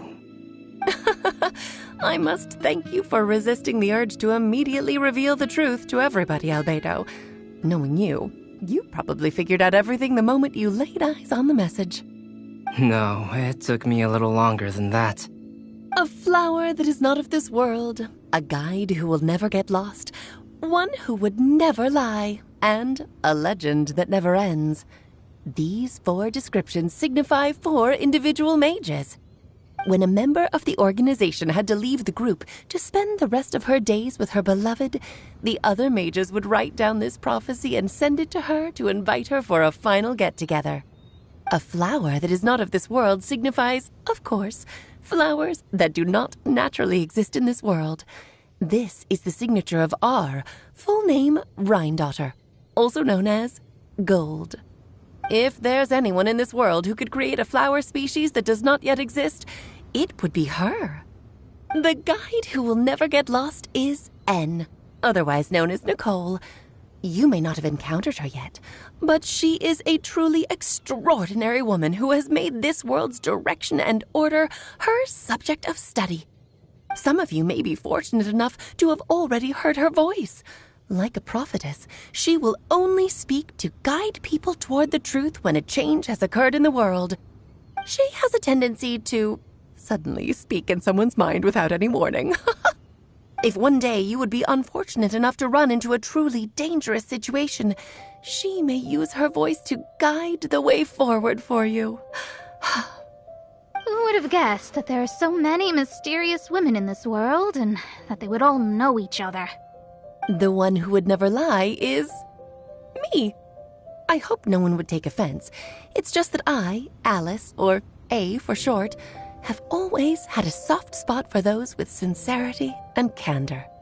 As for a legend that never ends, you may not know M in person, but you've likely encountered one of her works. Have any of you ever read The Boar Princess? Huh? I'm pretty sure every child in Mondstadt has read that book. It's also one of my favorite stories. M was an exceptional human writer who used her prose to teach me the meaning of grief. Don't you think such a person would deserve a seat at the mage's table? Paimon's getting more and more lost. It may sound hard to believe, but I can attest to everything that Alice has said. Jay was also a mortal who aged and passed on, leaving her title to her students and followers. Alice, you've never acknowledged any of Jay's successors. It's now been centuries since the first of us took on her mantle. I've always wanted to meet you. Do you also want to become a mage? Title aside, I think I'm more interested in the meaning and purpose of the Hexen Circle. I used to think that the Hexen Circle was a group of women who could control the very fate of this world.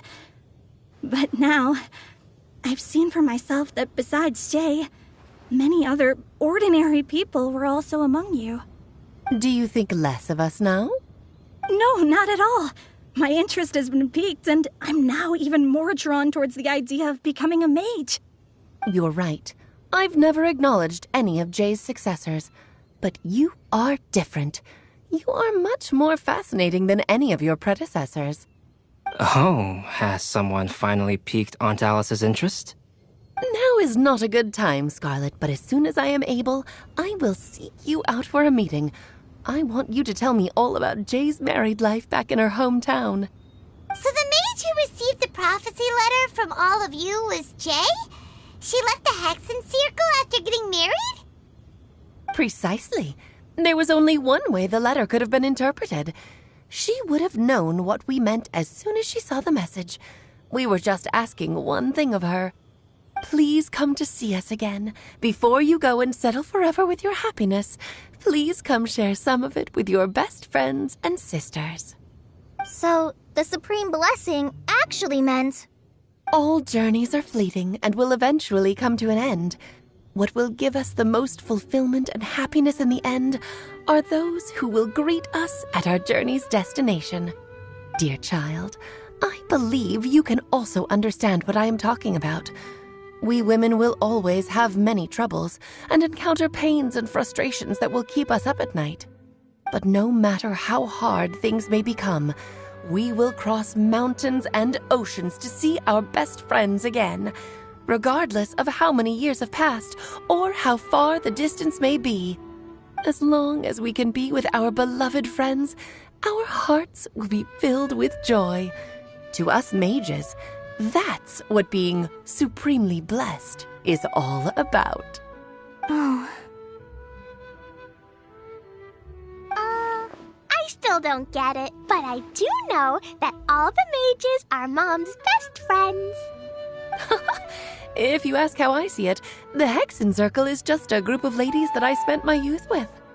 Anyway, I'll introduce some of the other members to you all later. I still have a few things to attend to, so this will have to do for today. Bye, Mom! Todoko says bye, too! Goodbye, darling, and farewell to all of our other friends as well. I'm sure we'll see each other again. Oh, now that I think of it, isn't it getting close to that time of year? Yes, it's Windblume again, Alice. It's also a special anniversary date. I'm sure you still remember. Yes, I do remember now. It was on this day many, many years ago that Jay tied the knot. Oh, just in time for the Festival of Love and Freedom. Everyone, please enjoy this year's Windblume Festival to the fullest.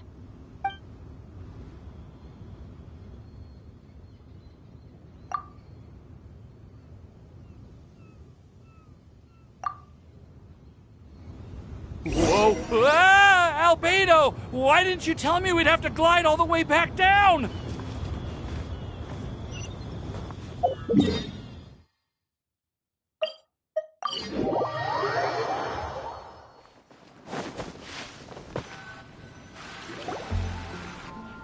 Oh.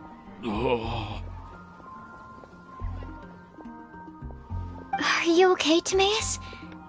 Maybe you'd feel better if you just, let it out. I'm fine. I'm just a little glider sick, that's all. You may want to look into getting your own gliding license when you have the time. It might prove helpful to you. Okay. Sure thing. It sounds like you've still got something on your mind. Why don't you tell us? We're all happy to listen. It's nothing, really. It's just... Well, Alice's story was really interesting and romantic. I won't argue about that. But still, the whole thing wasn't quite what I was hoping for.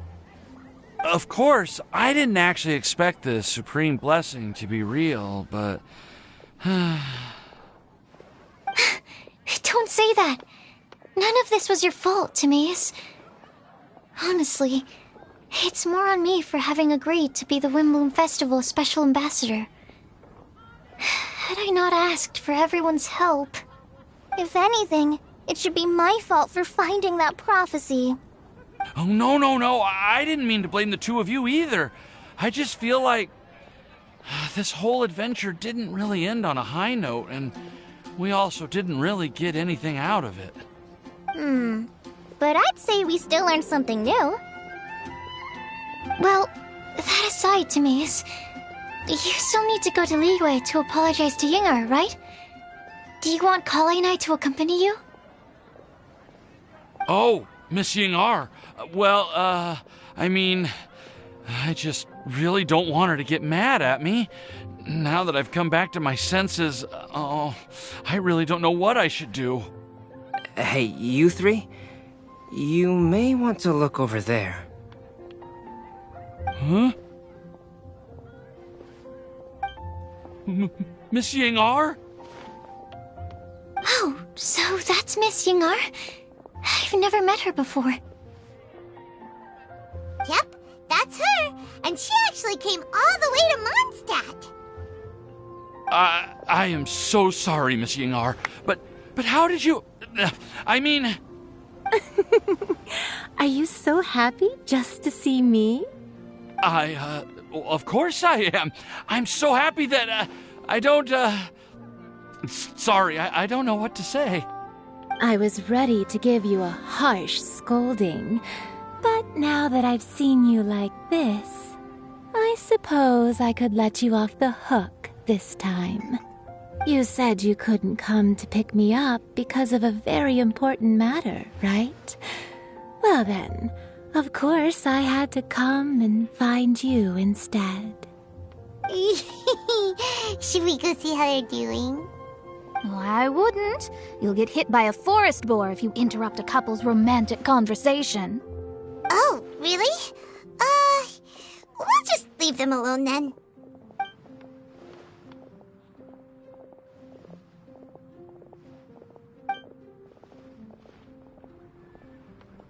I am so glad to see Timaeus find his happiness.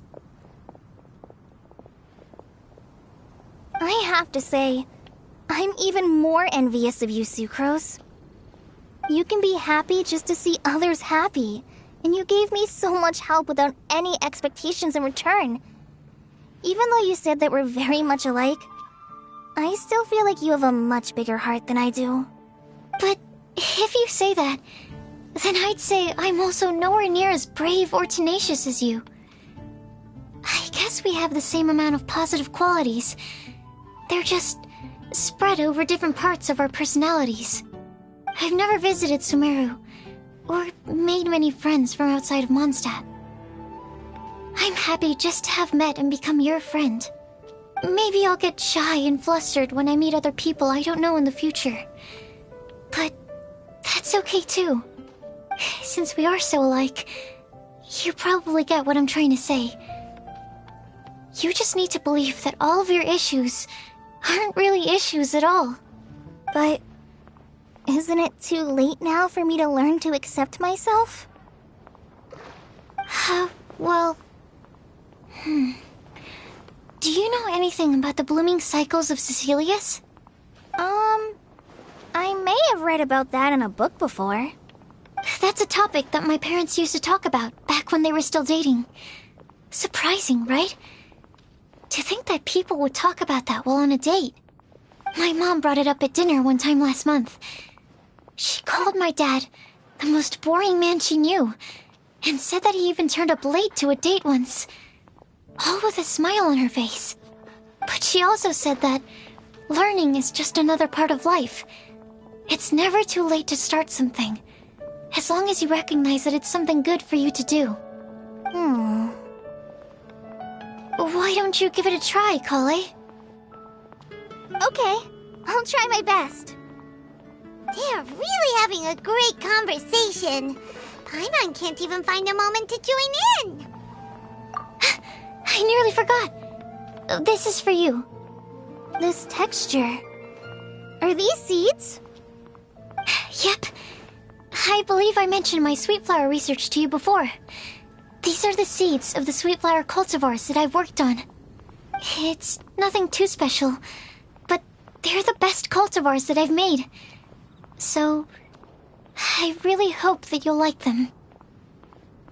They're super sweet and easy to grow and keep.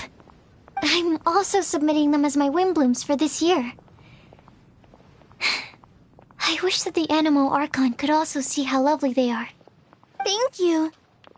I'll plant them in the Avidia forest and take good care of them. Kale, please take these notes with you. I've heard that you've been working hard on your studies, so I've prepared some study materials for you at Sucrose's request. Feel free to look through them whenever you can find the time. Mondstadt's doors will always remain open to you. Thank you so much. Really, I don't know what to say. I'm just really happy. Sucrose, now's your chance. Didn't you want to collect a breath of joy? You're right. I almost forgot. Kale, can you exhale once into this test tube? I will save this breath of joy and use it in my research. Oh, really? May I? Of course.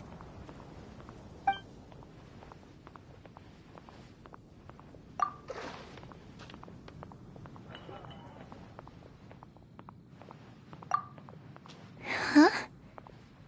What was that? It was like a little cloud of happiness, and now it flew away.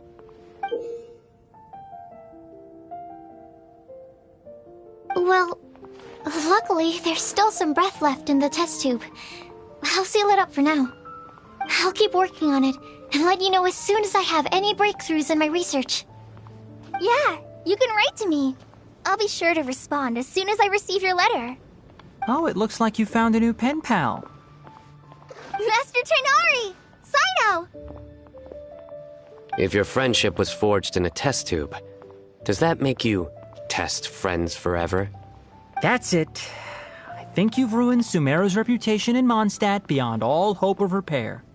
All that matters is that I've enjoyed Mondstadt immensely. The dragon here possesses a majestic form. Oh, that reminds me. Traveler, this card back is for you. Sino wanted you to have one for yourself. If I had to guess, I'd say he probably wants you to use it if you challenge him to a duel. I'm a master of the game. Do you dare challenge me? Can you believe this guy? Huh. Let's knock him off his high horse. Wait! I've got something to give you, too. Huh? Kali has a gift for us? Yeah! I figured I should follow local Mondstadt customs and prepared a few small things themed after the Windblume festival. I made these bookmarks from Sumeru roses at the hotel. I want to give them to Amber, Master Tainari, and Sino. During Windblume, Mondstadters offer flowers to the people most important to them. You three are family to me. But Tainari said that we're not anything like an academic family. He wouldn't write joint papers with us. Well, in this case, we can consider ourselves as regular siblings. And that should be just fine. I agree. Oh, and here are some Padisara seeds as well. These are for the Traveler, Paimon, and everyone else from Mondstadt. Whoa, are these really for us? So, are these your chosen Windblooms? Mm-hmm, one of them. Both Padisaras and Sumeru roses are my Windblooms. Although they're not native to Mondstadt, they are the flowers that can best express my feelings. I want to give them to the people I feel thankful for.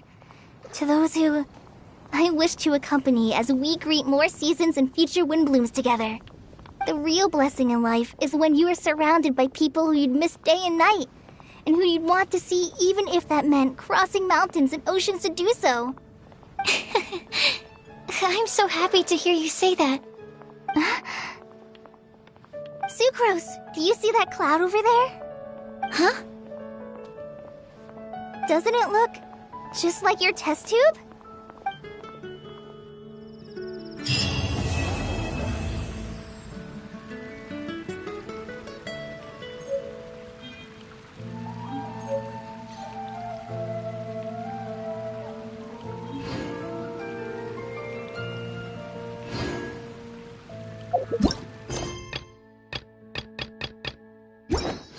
Alright.